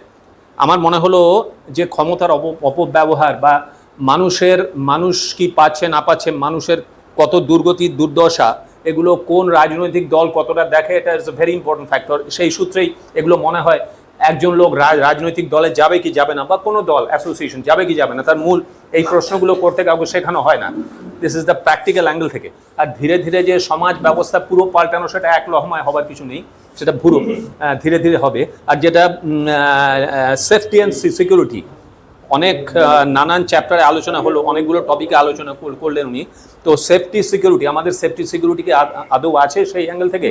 যদি কোনো অন্যায় হলো, সে অন্যায়ের প্রতিবাদ, কোনো legal assistance, এইটার কি সাধারণ মানুষের সে কি পাবে? অনেক অনেক মানুষ আছে, সে আদালতের কাছে যাওয়ারই তার ক্ষমতা নেই, সে তার সেই সাপোর্টটা, সেফটি সিকিউরিটি মনে হয় এই মুহূর্তে সব থেকে বড়। কেউ কোনো প্রশ্ন করলেই তাকে দাবিয়ে দেওয়া হবে, তাকে বিভিন্নভাবে তার উপরে অত্যাচার হতে পারে, তার মনে অনেক সংশয় থাকতে পারে, অনেক প্রশ্ন থাকতে পারে, কিন্তু সেই ক্ষেত্রে যে যাদের হাতে ক্ষমতা, যাদের হাতে শক্তি, সেই ক্ষেত্রে তাকে ধ্বংস করা হবে, তাকে উল্টে পানিশমেন্ট দেওয়া হবে, সে আইনের কাছে যাবার তার ক্ষমতা নেই। Deprive people, that's the main thing. মনে হয় আমার সব থেকে আগে এটা একটা ইম্পর্টেন্ট টপিক। তারপরে যিনি বললেন তো corruption, fight against corruption, it's a main point. এই দুটো পয়েন্টে মনে হয় আমার ইনিশিয়াল স্টেজে আলোচনা। এবং মানুষ যে রাজনৈতিক দলগুলো যে মানুষকে ইউটিলাইজ করছে, লাইক পাপেট যে ইউজ করছে, দিস ইজ দ্য ফ্যাক্ট। সেইটা করার জন্য এরকম ধরনের কোনো কিছু কেন করবে, তাদের সাথে কেন যাবে? This should be the question, why they should come in close contact with these political parties or other associations. তাদেরকে সাধারণ মানুষকে যেন পাপেট হিসেবে ইউটিলাইজ করা না যায়, সেটাও সেফগার্ড করা একটা প্রশ্ন, যেটা নিয়ে মনে হয় আমরা এতদিন ভাবিনি। মানে এবং অনেক মানুষই, সাধারণ মানুষ অ্যালুপ, নির্লিপ্ত। এই নির্লিপ্ততা কাটানো যদি না যায়, নির্লিপ্ততা কাটানোই প্রধান ব্যাপার, এরপরে সমস্ত কিছু হবে ধাপে। এই ধাপটা যদি না পারি, সাধারণ মানুষ ভাববে। এই যে আমি ভেবেছি বলেই এটা আমার পক্ষে লেখা সম্ভব হয়েছে, because of selecting your team.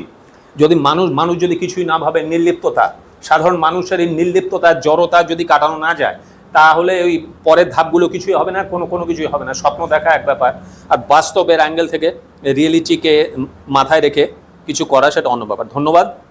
এবং আপনার অনেক কিছুই যে চিন্তা ভাবনা অনেক কিছু মিললো, যে দলতন্ত্র, যেটা দলগুলো কিভাবে, রাজনৈতিক দলগুলো আমাদের রোবট বানিয়ে ফেলছে, পাপেট বানিয়ে ফেলছে, এক্সপ্লয়েট করছে পরপর, এদের হাত থেকে কিভাবে আমরা বাঁচতে পারিনি নিজেদেরকে, খুবই ভালো correct thoughts according to me.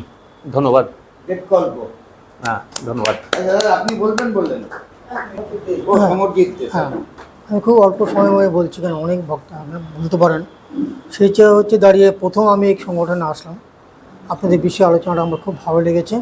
উপস্থিত সভাপতি এবং সমস্ত শ্রোতা এবং সংগঠনের সদস্যবৃন্দ সবাইকে একটি কথা বলছি দাঁড়িয়ে, প্রথম লাইনটি কাঙ্ক্ষিত সমাজ গঠনে নাগরিকের উদ্যোগটা হচ্ছে নাগরিকের, বিষয়বস্তু হচ্ছে এই অর্গানাইজেশন কমিটি রাজ আড্ডা। এখানে আলোচনা মত বিনিময় হবে, সবার সঙ্গে সব আলোচনা হবে, এবং বিষয়টা হচ্ছে নাগরিকদের নিয়েই আলোচনা। নাগরিকের সমস্যা সমাধান করার উদ্যোগ নেওয়া হয়েছে এখান থেকে। সেই উদ্যোগটা যদি আমরা বাস্তব জায়গায় যেতে পারি, তার জন্য যে আধুনিক ভারতের গণতান্ত্রিক অধিকার সমূহের সুরক্ষা, এটা কিন্তু গঠনতন্ত্রের মধ্যে এখানে রাখা উচিত। গঠনতন্ত্র ছাড়া কোনো অর্গানাইজেশন কিন্তু করা যায়। এই গঠনতন্ত্র দিয়ে শুরু করা, মানে আমরা বিষয়বস্তু কীভাবে এগোব, সেটা রাখা উচিত এখানে দাঁড়িয়ে। এবং নাগরিক, জনগণ, সমস্ত ধরনের, এখানে কোনো হিন্দু হোক, মুসলমান, খ্রিস্টান হোক, যাই হোক, আমরা সবাই নাগরিক। তাদের যে সমস্যা নিয়েই এখানে আলোচনা করা হচ্ছে দাঁড়িয়ে। এবং তাদের সমস্যাগুলো শুধু আমার ঘরের না, যে নাকি কোটি কোটি টাকার মালিক, তারও কিন্তু সমস্যা আছে, সেও কিন্তু আমার নাগরিকের মধ্যে পড়ে। যে একদম সাধারণ দিন আনে দিন খায়, শ্রমিক সংগঠন, কৃষক সংগঠন, রিক্সাওয়ালা, তারাও নাগরিকের মধ্যে পড়ে। কিন্তু এই অধিকার সমূহের সুরক্ষা এবং সমবন্টনের যে জায়গাটা উনি ব্যাখ্যা করলেন দাঁড়িয়ে, সমবন্টন কিন্তু মুখে বললে হবে না। নাগরিকদের বুঝতে হবে তোমার কি অধিকার আছে, তাদের জানতে হবে, তাদের থেকে আমার জানতে হবে। আমি সব জানি বললে হয় না, তোমার কি অসুবিধাগুলো আমাকে জানাও, তবে তো আমি এখানে বসে আলোচনা করতে পারবো। এই জানার উদ্যোগটা এই সংগঠনের পক্ষ থেকে আমি রাখছি না। আমরা যেখানে, উনি বললেন যেখানে যে বলতে পারেন তাদেরকে নিয়ে যাওয়া, তাদেরকে ডাকা, এবং সেইখানে তাদেরকেই আমরা ডাকবো একদম সাধারণ মানুষ, যারা খুব প্রত্যেক দিন যন্ত্রণায় ভোগেন। আজকে যখন আমরা এখানে আলোচনা করলাম, বিষয়বস্তু সত্য একটু বলছি দাঁড়িয়ে, শিক্ষকদের বিষয়ে আলোচনা করলাম দাঁড়িয়ে, কিন্তু কর্পোরেট লেভেলে প্রত্যেক দিন কিন্তু আপনারা চাকরি চলে যাচ্ছে, কোনো আলোচনা নেই, প্রত্যেক দিন চাকরি চলে যাচ্ছে। চাকরি মানে রুটি রোজগার, কারখানায় যে রুটি রোজগার করে শ্রমিক, শিক্ষকরা কিন্তু ওই শ্রম দিয়ে করে। তার যে চিন্তা ভাবনা, স্টুডেন্টদের শিক্ষা জায়গাটা রোজ শ্রম দেওয়া হয়, তাদেরকে বঞ্চিত করা হচ্ছে। কিন্তু এই কর্পোরেট লেভেলে ইনফোসিস থেকে আমি শুরু করে দাঁড়িয়ে, তারা কিন্তু প্রত্যেক দিন, আমি একটা উদাহরণ দিলাম, প্রত্যেক দিন কিন্তু চাকরি চলে যাচ্ছে, কোনো আলোচনা নাই, কোনো জায়গায় আলোচনা নাই। আলোচনাটা আসতে হবে পরবর্তী সময়। প্রথম ধাপটা হচ্ছে নাগরিক, ওরাও কিন্তু নাগরিকের মধ্যে পড়লেন। ওই স্টুডেন্টগুলো, চাকরিজীবীগুলো, ইঞ্জিনিয়ার বলুন, সবাই কিন্তু ওই নাগরিক মধ্যেই পড়ছে। নাগরিকের প্রাধান্য আগে দিন, আপনারা নাগরিকের বক্তব্যটা শুনুন, তার ডিসটা নিয়ে সেখানে আলোচনা করুন, এবং তারা কি অসুবিধার মধ্যে আছে জানুন আগে।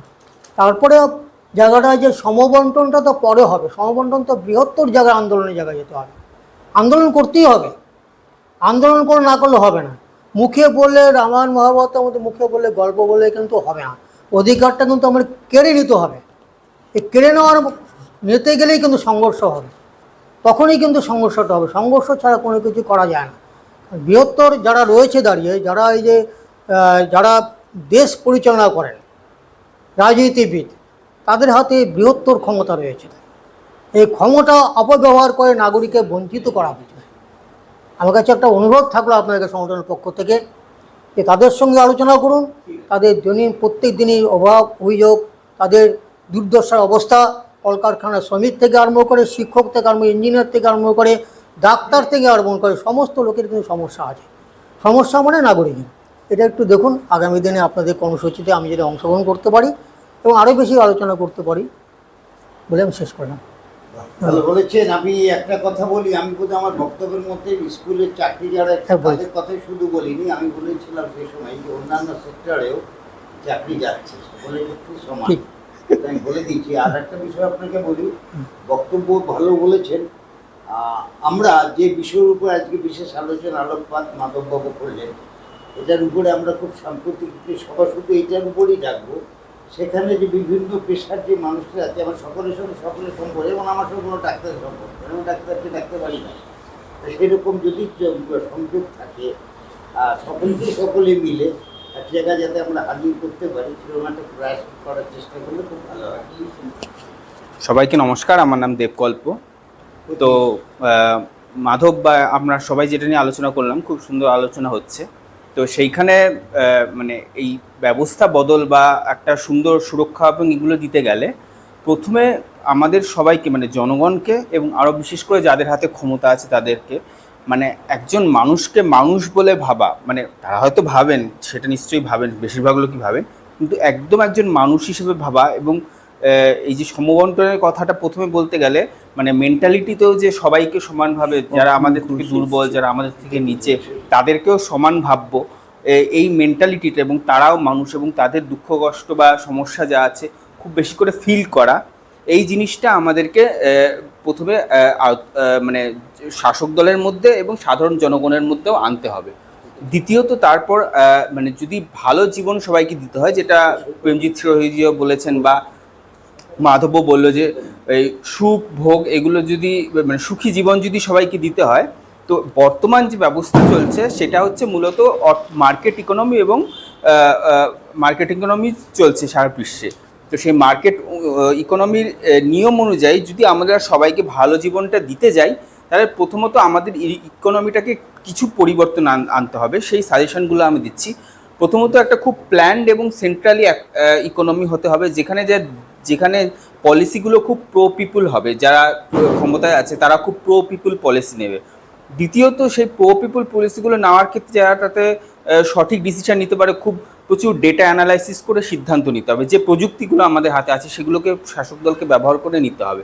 এবং সেই অর্থনীতিকে হতে হবে ইনক্লুসিভ, অর্থাৎ অর্থনীতিতে মানে যে 147 কোটি জনগণ আছে সবাইকেই কনজিউমার হিসেবে অর্থনীতিতে ইনক্লুড করা, এবং সবাইকে সবার যাতে পারচেজিং পাওয়ারটা খুব বাড়ে, সেইটা আমাদের মানে ফিক্স করতে হবে যে 147 কোটি লোকই মানুষ, তাদের প্রত্যেকের সমস্ত ভালো জিনিস, মানে যে লোকটা একদম দুর্বল হয়ে আছে, নিচে আছে, তারও ইচ্ছা করে ঘুরতে যেতে, তারও ইচ্ছা করে প্লেনে চড়তে, তারও ইচ্ছা করে রেস্টুরেন্টে দুদিন খেতে, তারও ইচ্ছা করে সিনেমা দেখতে। মানে এটা খালি এই ওপরের 30-40% লোকের জন্য নয়, সবার জন্য। এই মেন্টালিটিটা আমাদের প্রো পিপুল মেন্টালিটিটা আনতে হবে।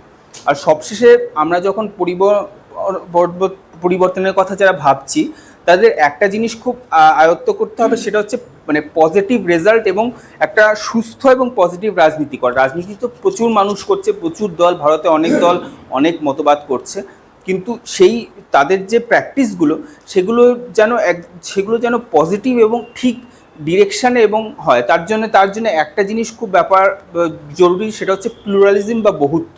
মানে আলাদা আলাদা মত আমাদের থাকতেই পারে, কিন্তু তাও আমরা সবাই মিলে একসাথে আলোচনা করে ভালো কিছু করব এবং একে অপরের কথা শুনবো, মত বিনিময় করব। এবং আমরা যে প্রয়োগগুলো করব, মানে আলাদা আলাদা মত থাকলে আলাদা আলাদা ধরনের প্রয়োগও হবে, কেউ খুব র্যাডিক্যাল হবে, কেউ একটু সফট হবে, কেউ ওপেন হবে, কিন্তু এই সব কিছুরই মানে ওভারঅল স্ট্রাকচারটা যেন খুব পজিটিভ হয় এবং যেন পজিটিভ রেজাল্ট আমরা দিতে পারি। মানে অনেক কিছু করলাম কিন্তু তার রেজাল্টটা ভালো হলো না, এইটা যেন না হয়, যেন হয় আমরা ছোট কিছুও যদি করি আমাদের অল্প সাধ্যের মধ্যে, তার রেজাল্টটা যেন খুব বেশি পজিটিভ একটা রেজাল্ট আমরা দিতে পারি। সেই পজিটিভিটির রাজনীতিটা আমাদের করতে হবে, অর্থনীতিতে চেঞ্জ আনতে হবে একটা, এবং সমস্ত মানুষকে মানুষ বলে ভাবতে হবে। মানে সেটা সবাই ভাবে, কিন্তু একদম মন থেকে সমবন্টন যদি পৌঁছাতে হয়, তাহলে সব মানুষকে সমান ভাবাটা প্রথমে মানসিকভাবে আয়ত্ত করতে হবে সবাইকে। এটা বলে আমার বক্তব্য শেষ করছি। ধন্যবাদ। টাইমের মধ্যে শেষ করার জন্য ধন্যবাদ। তুষারদা আমাদের মধ্যে অন্যতম ব্যক্তিত্ব এসছেন, তাকেও সংক্ষেপে অন্তত 5-7 মিনিটের মধ্যে আজকে বিশেষ সম্পর্কে বক্তব্য রাখার জন্য অনুরোধ করছি।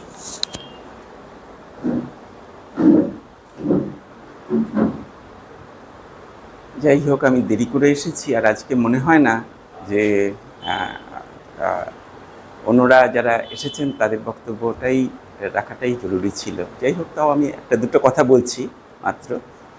তো প্রথমে গৌতমদা যেটা বলেছেন ঠিকই, সর্বকল্যাণ ট্রাস্ট যেটা অনিমা, সেই সর্বকল্যাণ কথাটা খুব গুরুত্বপূর্ণ। সর্বকল্যাণ শুধু সব মানুষের কল্যাণ, নাকি গোটা জীবজগতের কল্যাণ, এই কথাটা আজকে আমাদের ভাবতেই হবে। কেননা আজকে সারা পৃথিবী সভ্যতা যেসব সংকটের ভেতর সামনে আছে, তার মধ্যে একটা বড় সংকট হচ্ছে যে জলবায়ু পরিবর্তন, সেই সংক্রান্ত, এবং সেটা গোটা জীবজগৎ অবলুপ্ত হতে পারে, মানুষ অবলুপ্ত হতে পারে, এইরকম একটা সমস্যা। এই সভ্যতা মানুষ যে অবলুপ্ত হতে পারে তার কারণটা মানুষই তৈরি করেছে। আমাদের উন্নয়ন, আমাদের সভ্যতার যে যাত্রাপথ তার ভেতর দিয়ে, এবং তার ফলে আমরা অন্য যে জীবজগৎ তাদের ধ্বংস করেছি আমরাই, এবং তাদের ধ্বংস করার রাস্তা তৈরি করেছি। আজকে পৃথিবীতে সবচাইতে বেশি পাখি, সবচাইতে প্রধান পাখিটা কি? তাহলে সেটা মুরগি। এবং আমরা এই কত কোটি মুরগি গোটা এক বছরে করি, প্রত্যেক দিনে আমরা কত মুরগি করি। যে সারা পৃথিবীতে যত প্রজাতির পাখি আছে তাদের সংখ্যা মেলালে তার চাইতে বেশি সংখ্যায় মুরগি আমরা প্রত্যেকদিন হত্যা করছি। কিন্তু অন্য পাখিদের তো জায়গা নেই। তাহলে ঠিক একই পশু মাংসের ক্ষেত্রে যদি আমরা বলি, তাহলে গরু এরকমই, যে চতুষ্পদ অন্যজীব যদি বলি, তাহলে সবচাইতে প্রধান কি? তাহলে একমাত্র যেটা আমরা খাই। কাজে আমরা গোটা পৃথিবীটাকে শুধু মানুষের জন্য দহন করতে গিয়ে আমরা এই সংকটটা ডেকে এনেছি। কাজে সর্বকল্যাণ বলতে শুধু সব মানুষের কল্যাণ নয়, সমস্ত গোটা জীবজগৎকে নিয়ে বাঁচা, সেটাই সর্বকল্যাণ। এই কথাটা আমার মনে হয় আমাদের মাথায় রাখতে হবে। এবং এই যে পরিবেশ এবং এই যে বিপর্যয়ের মুখে আমরা আজকে পৌঁছেছি, সেটা আরেকটা কথাই আমি বলবো এখানে, যে আমাদের আলোচনায় যে এই সুরক্ষা সমবন্টন, এই কথাটা আমরা বলছি অধিকারের, সব নাগরিক অধিকারের, আসলে সেখানেই আমরা তার মানে রাষ্ট্র সেটাকে ধরে নিচ্ছি, একটা রাষ্ট্রকেন্দ্রিক আমরা চিন্তাটা করছি। কিন্তু এই যে রাষ্ট্রের ধারণাটা, এটা একটা পশ্চিমী ইউরোপের বিশেষ করে ধারণা, যারা সারা পৃথিবীকে প্রথমেই কলোনাইজ করেছিল। এবং যদিও দ্বিতীয় বিশ্বযুদ্ধের পর 60 সাল অবধি সেই উপনিবেশের পোশাকি পরিবর্তন ঘটেছে, বহু দেশ উপনিবেশের কবলমুক্ত হয়েছে, কিন্তু সেটা সরাসরি প্রত্যক্ষ, কিন্তু পরোক্ষভাবে উপনিবেশের ভেতর থেকে আমরা বেরোতে পারিনি। এবং এই উপনিবেশের কেন্দ্রটা আছে এই রাষ্ট্রের ধারণার ভেতর থেকে, যেটা গান্ধী খুব তীব্রভাবে, যখন হিন্দ স্বরাজ যে বইটি, তার একটিমাত্র বইকে ব্রিটিশ সরকার বাজেয়াপ্ত করেছিল, সেটা হচ্ছে হিন্দ স্বরাজ, যেখানে তিনি সেই ধারণাটাকে, পশ্চিমের চিকিৎসা ব্যবস্থা, পশ্চিমের আইনি ব্যবস্থা, পশ্চিমের রাষ্ট্র, সবগুলোকেই বলেছিলেন একটা শয়তানি, এটা অল্প সংখ্যকের অন্য মানুষকে ডিপ্রাইভ করবার একটা উপায়। ভারতীয় যে সভ্যতা কিংবা চীনের যে সভ্যতা, যেটা চীন বলে 5000, আমাদের হয়তো আরও বেশি, আমাদের যে সভ্যতা, সেটা কিন্তু কোনো রাষ্ট্রকেন্দ্রিক নয়, এবং সেটা সর্বকল্যাণের উদ্দেশ্যেই ছিল। রাষ্ট্রকে বাদ দিয়ে মানুষের নাগরিক উদ্যোগের ভেতর দিয়ে সামাজিক ব্যক্তি মানুষের বাইরে ছিল একটা সমাজ, তার ভেতর দিয়ে কিন্তু এটাকে পৃথিবীর সবচাইতে বড় এই উপনিবেশকরণের আগে দীর্ঘদিন ভারত ছিল একটা পৃথিবীতে সবচাইতে বেশি জিডিপি প্রস্তুতকারী একটা রাষ্ট্র, যেটা আমাদের ভুলিয়ে দেওয়া হয়েছিল। পশ্চিমী শিক্ষা ব্যবস্থাতে সবসময় আমাদের অন্ধকার বোঝায়, যে ব্রিটিশ আসবার আগে যেটা আমরা যেন অসভ্য ছিলাম, বর্বর ছিলাম, অন্ধকার ছিলাম, সেইটা যে একটা দীর্ঘ সময় ধরে একটা গৌরবময় ঐতিহ্য আমাদের ছিল, যেখানে কোনো রাষ্ট্র ছিল না, এবং সেই রাষ্ট্র না থাকার জন্যই তারা এসে এ দেশটাকে তারা দখল করতে হয়নি কোনো সেনাবাহিনী দিয়ে, কারণ রাষ্ট্রই তো ছিল না, দখল করবে কাকে? কিন্তু এই সমাজে তারা অধিকার করে নিয়েছিল ধীরে ধীরে, এবং একটা রাষ্ট্র প্রতিষ্ঠা যেটা করে গেছে, আমরা এখনো সেই রাষ্ট্র ব্যবস্থার ভেতর দিয়ে যদি যাই, তাহলে আমরা কোনোদিনই এই যে সুরক্ষা আমরা রাষ্ট্রের কাছ থেকে চাইছি, সমবন্টন রাষ্ট্রের কাছ থেকে চাইছি, কিন্তু সেই রাষ্ট্রটা অধিকার করে রেখেছে আসলে যে কিছু কায়েমি স্বার্থ। কাজে এই রাষ্ট্র ব্যবস্থাটাকে চূর্ণ না করলে এই রাষ্ট্র, আমাদের দুটো কাজ, একটা সংঘর্ষ আর একটা নির্মাণ। চূর্ণ করা এই রাষ্ট্র ব্যবস্থাটাকে, আর নির্মাণ করা গণ উদ্যোগ, যেটাতে সমাজ নিজেই কে কাকে অ্যালট করবে তার জন্য আমাদের বসে থাকার কাজ নয়।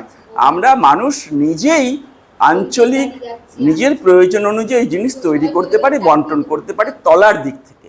ওপর দিক থেকে যদি আমরা ভাবতে যাই, যেটা একসময় সমাজতান্ত্রিক রাষ্ট্র চেষ্টা করেছিল, সেটা তো দিতেই পারেনি সব মানুষকে, তারা সমস্ত মানুষের নাগরিক অধিকারটাও কেড়ে নিয়েছিল, সেই জন্য ওদের পতন ঘটেছে। এবং সেই দেশগুলো আজকে যত যুদ্ধক্রান্ত হোক, অনেক সমস্যায় থাকলেও তারা পুরনো ব্যবস্থায় ফিরে যেতে চাইছে না। এইটা আমাদের বুঝতে হবে কেন, কেননা সেই যে অধিকারটা, স্বাধীনতাটা, সেটা খুব বড়, যে স্বাধীনতাটাও সে কেড়ে নিয়েছিল।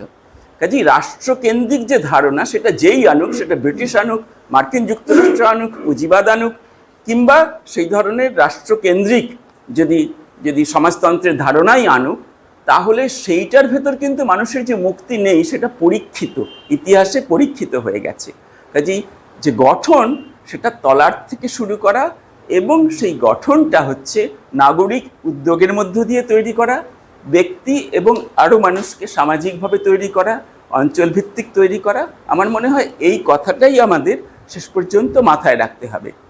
সুরক্ষার কথা বলি, মানুষের সেই উদ্যোগগুলোতে যেখানে যেখানে প্রত্যক্ষ বা পরোক্ষভাবে বাধা আসে, সেই বাধাগুলো দূর করা মানুষের, এইটাই হচ্ছে আমাদের সুরক্ষা রাখা, নিজেদের সুরক্ষা রাখা, যাতে আমার স্বাধীনতাটা না চলে যায়, আমার উদ্যোগটাতে কেউ ছাইড এই আইনের নামে, এর নামে সেটাকে যেন বাধা না দিতে পারে। এই দেশে এখনও যেটা বললেন যে দরিদ্র মানুষ আছে, কিন্তু সে নানান জায়গায় ফুটপাতে বসে পড়ছে, বাজার করছে। এই দেশটা চলছে কি করে? দেশটা চলছে রাষ্ট্রের উপর নির্ভর করে না, রাষ্ট্র কিচ্ছু দেয় না, নাগরিক উদ্যোগে, মানুষের উদ্যোগেই এই দেশটা চলে। এই দেশের অধিকাংশ জিডিপি বৃহৎ শিল্প থেকে তৈরি হয় না, কিংবা ওই যে বড় বড় ফ্ল্যাট তৈরি হচ্ছে তার থেকেও আসে না, একটা বড় অংশ আসে, কিন্তু তার থেকেও আসে হচ্ছে ছোট ছোট মানুষের, স্বনিয়োজিত মানুষের উদ্যোগের ভেতর থেকে। আমি শেষ করছি, কাজে এইটাকেই সমবন্টন তাহলে করতে হবে না, মানুষ নিজেই সেটা করে নেবে সেইকে। কাজে এই ব্যাপারটা আমাদের মাথায় রাখতে হবে। সংঘর্ষ নির্মাণ, সংঘর্ষ হচ্ছে যেখানে বাধা দেয় রাষ্ট্রকেন্দ্রিক, ওপর থেকেই আসে, এবং তাকে ব্যবহার করে করেই অসাম্য তৈরি হয়। কাজে সেই ব্যাপারটাকে আমাদের মাথায় রাখা। এবং দ্বিতীয় হচ্ছে গণ উদ্যোগ, সেটাকে যেটা বলা হয়েছে, ঠিকই বলা হয়েছে, ইতিবাচক গঠনমূলক ছোট ছোট উদ্যোগ, গণ উদ্যোগ, তার ভেতর দিয়েই মুক্তি, এবং তার ভেতর থেকেই সেটা সমন্বিতও তো হয়েছিল। এই গোটা আমরা এখনো ভারতবর্ষ বলি একটা কথা, এই ভারতবর্ষ নেই, বহুকাল আগে ভারতবর্ষের ধারণাটাই লুপ্ত হয়ে গেছে, কিন্তু এখনো আমরা ভারতবর্ষ বলি। তো এখন আসলে একটা ডোমিনিয়ন, তো ব্রিটিশটি ভেঙে দিয়ে ভারত যেটা, এটা একটা নতুন রাষ্ট্র, একটা ডোমিনিয়ন তৈরি হয়েছে, কিন্তু এখনো সেটাকে আমরা ভারতবর্ষ বলি। ভারতবর্ষের ধারণাটা কি? তখন তো রাষ্ট্রই ছিল না, কিন্তু সেই রাষ্ট্র ছিল না মানে একটা অলক্ষ্যে একটা গোটা সমাজ, সভ্যতা ছিল। ভারতবর্ষ আসলে একটা সভ্যতা, ভারতবর্ষ কোনো রাষ্ট্র নয়। তো সেই যে ধারণাটা আমাদের মাথায় এখনো, এবং সেটা প্রাচীন ধারণা, সেটা বিলুপ্ত হয়ে গেছে, আমরা এখনো উচ্চারণ করি। তার মানে আমাদের প্রাচীনে সত্যি সত্যি এই আঞ্চলিক গণ উদ্যোগের ভেতর দিয়ে রাষ্ট্র ছাড়া যে সভ্যতা তৈরি হয়, তার ভেতরেও কিন্তু একটা অলক্ষ্য ওই ভারতবর্ষীয় ধারণা থাকে। আমাদের সেই ধারণাটাতে ফিরে যেতে হবে। ধন্যবাদ। চমৎকার চমৎকার।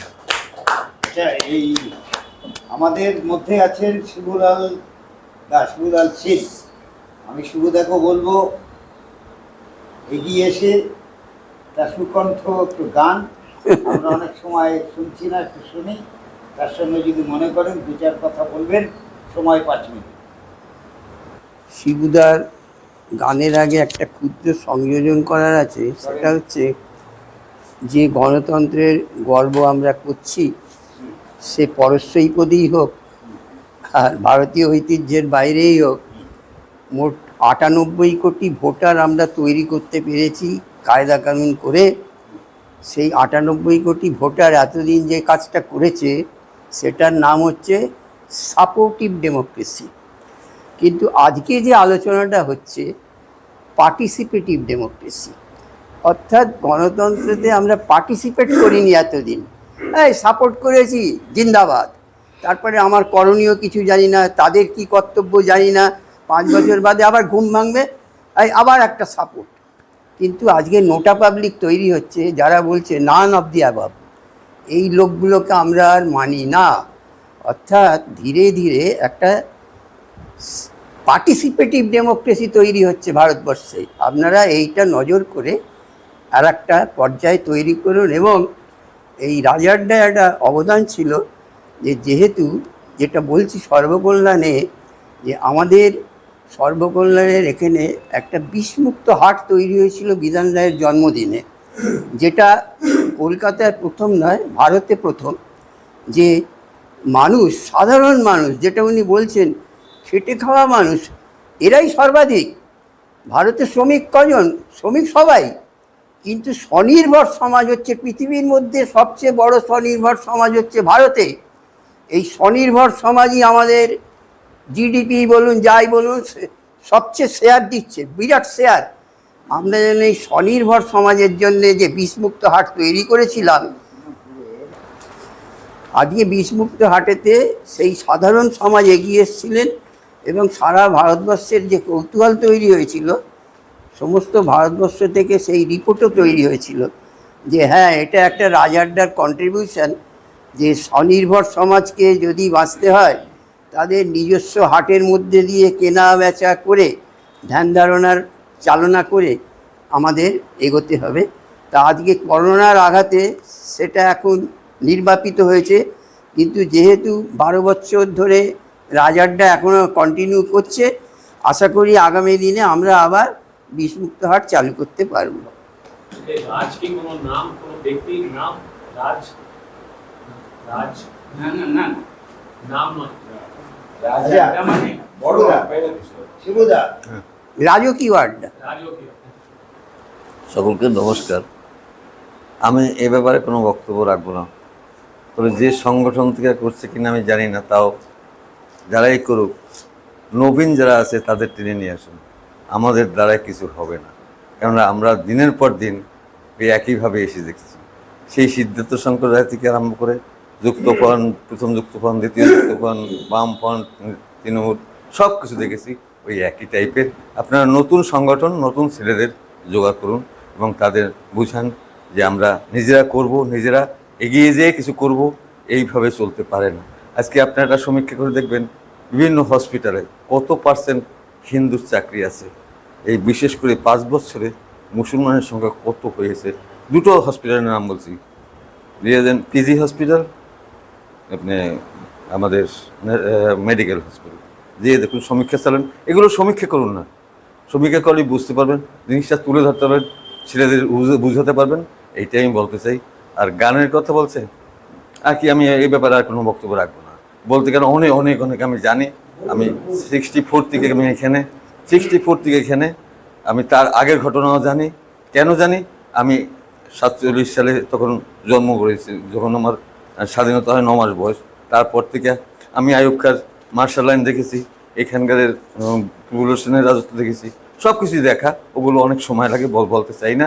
আমি দাদাই বলছে একখানা গান করতে 5 মিনিট সময়, তার ভিতরে কী গান করব তাই আমি বুঝতে পারছি না।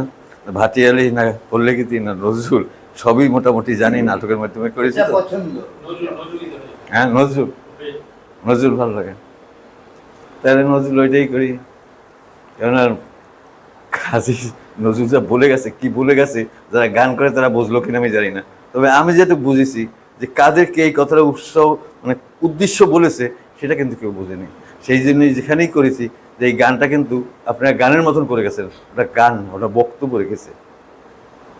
ঠিক ঠিক। মুসাফির মুসিরে আখি চল, ফিরে চল আপনারে নিয়া আপনি ফুটেছিল ফুল গিয়াছে, আপনি ঝরিয়া মুসাফির মুসরে আখি জল ফিরে চল, আপনারে নিয়া রে পাগল একই দুরাশা জলে তুই বাঁধিলি বাসা, রে পাগল একই দুরাশা জলে তুই বাঁধিলি বাসা, মেটে না হিতাইতি আশা হিতা নেই তৃষ্ণা দরিয়া, মুসাফির মুসরে আখি জল ফিরে চল, আপনারে নিয়া বরসায় ফুটলো না বকুল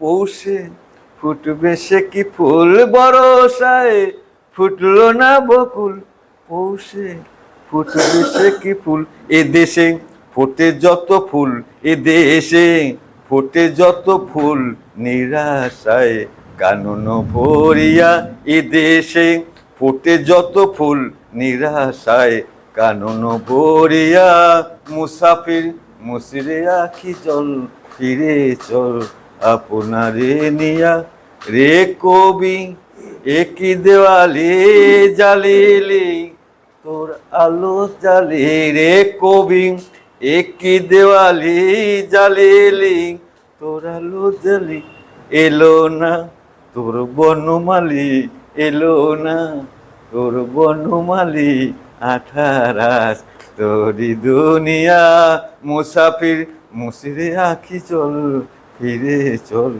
আপনারে নিয়া মুসাফির মুসরে আখি চল ফিরে চল, আপনারে নিয়া।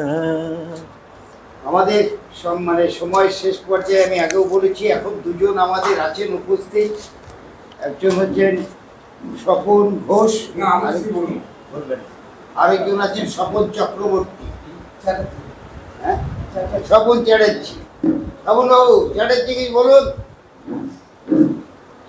আচ্ছা, এর মাঝে এই স্বপন চ্যাটার্জি মহাশয়ের বলার আগেই আমি রথীন্দার সূত্র ধরে একটি প্রস্তাব রাখছি, একটি আশা করি সমর্থনযোগ্য। কেন দীর্ঘদিন ধরে ইউএলএফ এই অর্গানাইজেশনকে নিয়ে এককভাবে টেনে যাচ্ছেন আমাদের মাধব রঞ্জন সরকার।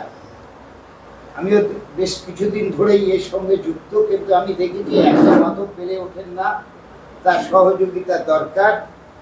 এই জন্যই আমি একটা ছোট্ট কমিটি করে তাতে দুজন কনভেনারের নাম রেখে যে কোনো জায়গায় যদি আমরা পারস্পরিক যাই, নিজেদের মধ্যে একটি আলাপ আলোচনা করে যাওয়া উচিত, কে কোথায় যাব কি যাব না কি বলবো, এই বিষয় সম্পর্কে একটি নিজেদের মধ্যে একটা টিম ওয়ার্ক করা উচিত।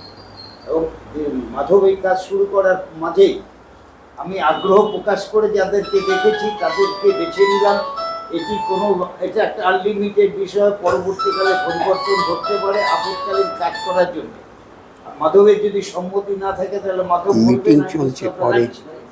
গৌতম মণ্ডল, আমরা একটা ছোট কমিটি করে দিচ্ছি। গৌতম মণ্ডল, রথীন্দ্রা যেহেতু সিনিয়র তাই জন্য ওনার নামটা মাধব রঞ্জন সরকার, দীপকল্প এবং আমি থাকছি। এবং এই জন্যই এটার নাম দিলাম ইউএলএন প্রচার কমিটি পশ্চিমবঙ্গ। কনভেনার থাকছেন মাধব এবং রথীন্দ্রা। এই সম্পর্কে যদি আশা করি সমর্থনযোগ্য কিনা। সমর্থন সমর্থন এবার স্বপন বাবু, স্বপন চ্যাটার্জি মহাশয়। আমাদের শেষ করতে হবে। এই ভারতবর্ষে যত মানুষ আর কি জন্মেছেন এবং আছেন, তাদের যে অধিকার, তাদের যে শিশুর থেকে নিয়ে তাদের বৃদ্ধ অবধি তাদের যে বেঁচে থাকার যে অধিকার, সেই অধিকারের জায়গাটা যেন দিন দিন রাষ্ট্র বা আমাদের রাজ্য সরকারগুলো হারিয়ে ফেলছে মানুষের অধিকার। এই কেন অধিকার হারাচ্ছে? এই রাষ্ট্র বলছে বা রাজ্য বলছে আমরা শিশুদের বেঁচে থাকার অধিকার আছে, কিন্তু শিশুদের বেঁচে থাকার অধিকারে যে তার প্রথমত যে তার বেঁচে থাকার অধিকার, খাওয়ার অধিকার, তার যে স্বাস্থ্যের অধিকার, সেখান থেকেই তারা রাষ্ট্র থেকে রাজ্য বঞ্চিত করে যাচ্ছে। এই বঞ্চিতর ভিতর থেকেই মানুষকে বেঁচে থাকার অধিকার আছে কিনা তা সাধারণ মানুষকে এখন ভাবনা করার চিন্তা এসছে, এবং তারা এই নাগরিক সমাজ বা রাষ্ট্রের মানুষ কীভাবে বেঁচে থাকবে রাষ্ট্রের ক্ষমতার উপরে, না তাদের এই মাটিতে জন্মেছেন তার অধিকার নিয়ে। কোন অধিকার?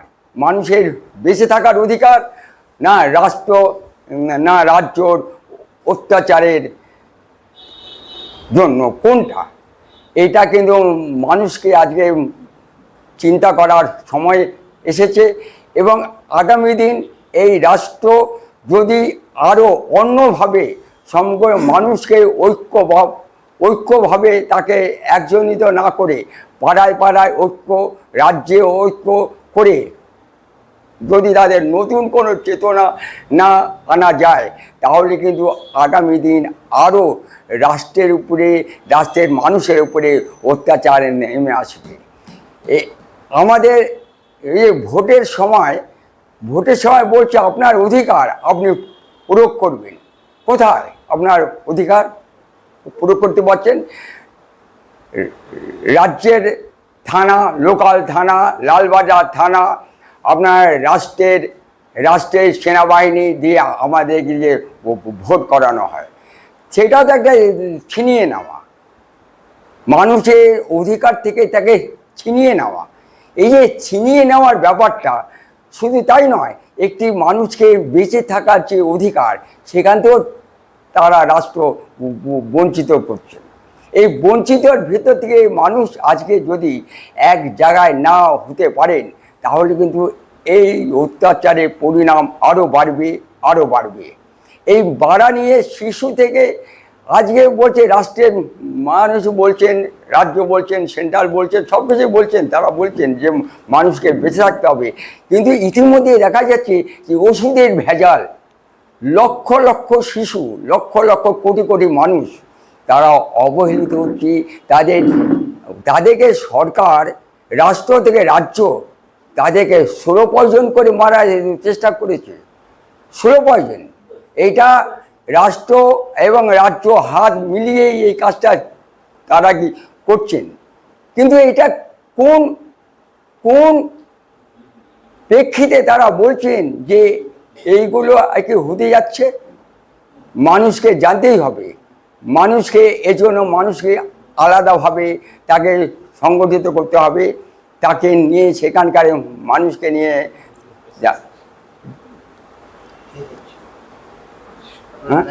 খতম।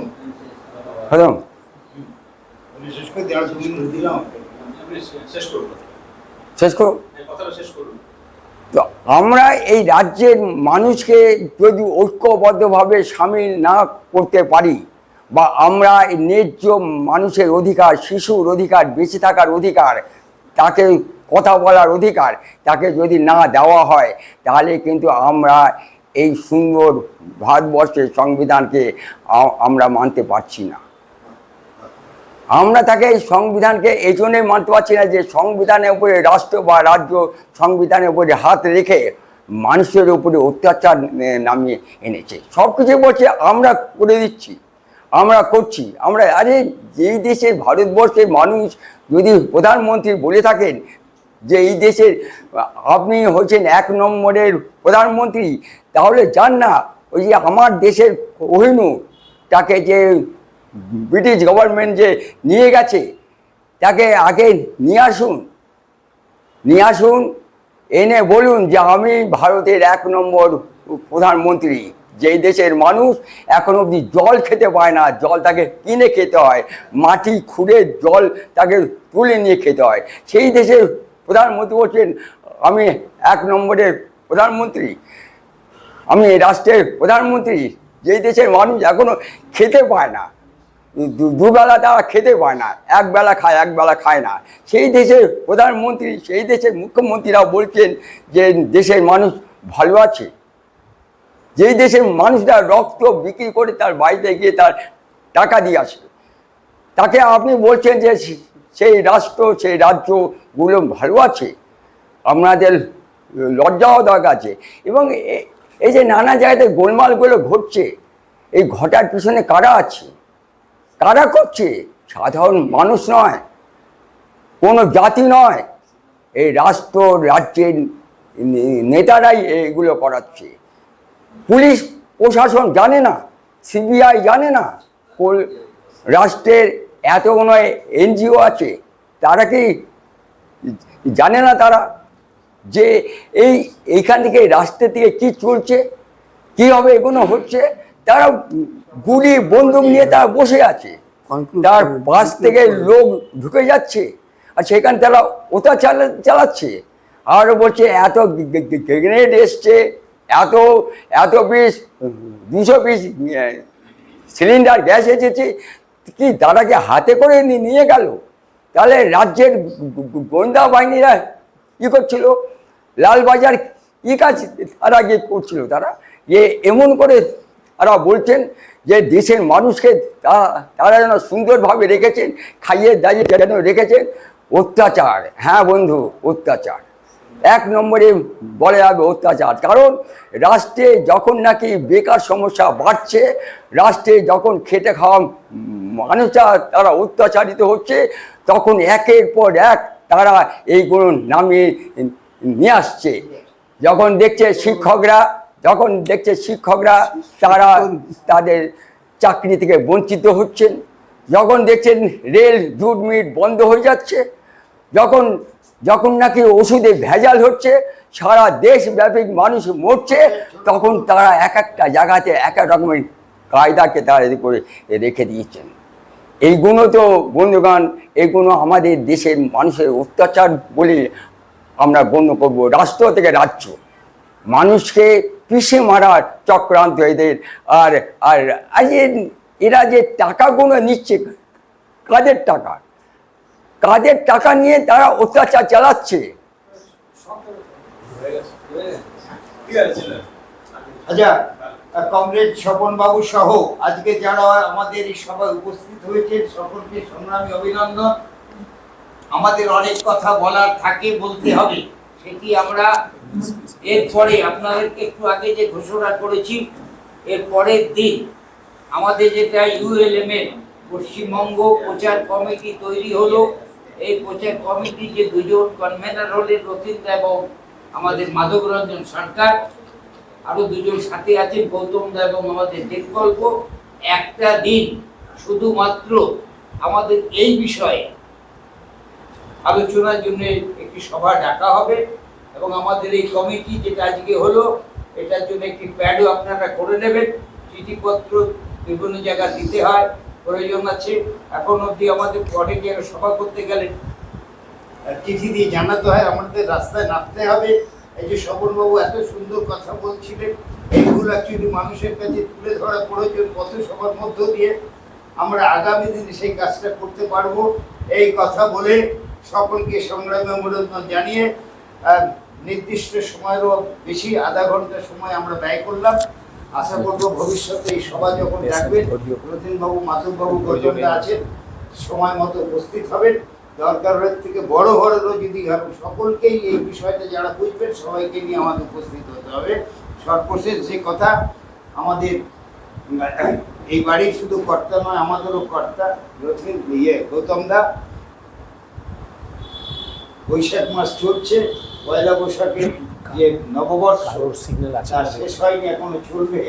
সেই উপলক্ষে একটি মিষ্টি মুখের আয়োজন করেছেন, আপনারা সেই মিষ্টি মুখ করে সকলেই যাবেন। এই কথা বলে আজকে সভা সমাপ্ত ঘোষণা করলাম। মিষ্টি মুখ হওয়ার আগে একটা মিষ্টি কথা বলি, যে আজকের দিনে আলোচনা খুবই ভালো হয়েছে, কিন্তু যেটা আমাদের বক্তব্য হচ্ছে যে আগামী দিনের প্ল্যানিং, অর্থাৎ গোটা 25 সাল ধরে আমরা যে বসবো, কবে কখন কোন প্রোগ্রাম নিয়ে, সেটার কথা ছিল যে আমরা যারা মুষ্টিমেয় উদ্যোগী 5-6 জন, যে আমি মনে করি 3rd week of every month, 3rd উইকের যে রবিবারটা পড়ছে, এই তৃতীয় রবিবারগুলোতে আমাদের অনুষ্ঠান হবে, মানে নাগরিক উদ্যোগের জন্য। এটা একটা নির্দিষ্ট রইল। এবং আজকে হচ্ছে গিয়ে এ মাসের বোধহয় তো হয়েই গেল, এ মাসে হবে না, তাহলে মে মাসে থার্ড উইক অফ, এতে মে মাসের থার্ড রবিবারটায় আমরা বসছি, এটা সুনির্দিষ্ট রইল। এর জন্যে মাঝখানে আর একদিন আসুন এবং স্বপন ঘোষ, সেটা তো রইলই। বলছি যে প্রতি থার্ড উইকটা আমরা এই জন্যে বরাদ্দ করলাম যে প্ল্যানিং কিভাবে আমরা সারা বছরের প্রোগ্রাম তৈরি করব। আজকে স্বপন ঘোষ এসেছিলেন, এই প্ল্যানিংয়ের ব্যাপারে আমাদের কিভাবে এগোনো উচিত, উনি এইভাবে এগোচ্ছেন, সারা বছরের প্ল্যানিং করে নেন, করে নিয়ে এগোন। ওই জন্যে আমি বিশেষ করে ওনাকে আসতে বলেছিলাম যে আপনি দেরিতে হলেও আসুন, কারণ এই ধারণাটা আপনি এইভাবে এগোচ্ছেন মর্নিং ক্লাবকে নিয়ে প্ল্যানিং করে, আমাদের মধ্যেও এই ধারণাটা থাকা উচিত যে সুষ্ঠুভাবে কাজ করতে গেলে সারা বছরের প্ল্যানিংটা করে ফেলা ভালো।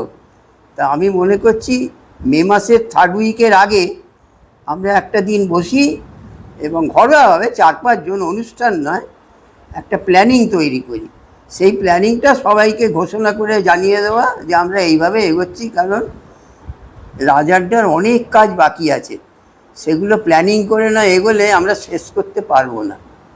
আপনাদের ধন্যবাদ জানাই আজকে আসার জন্যে, এবং আগামী দিনে মিলিত হবার আকাঙ্ক্ষা পোষণ করে শেষ করলাম।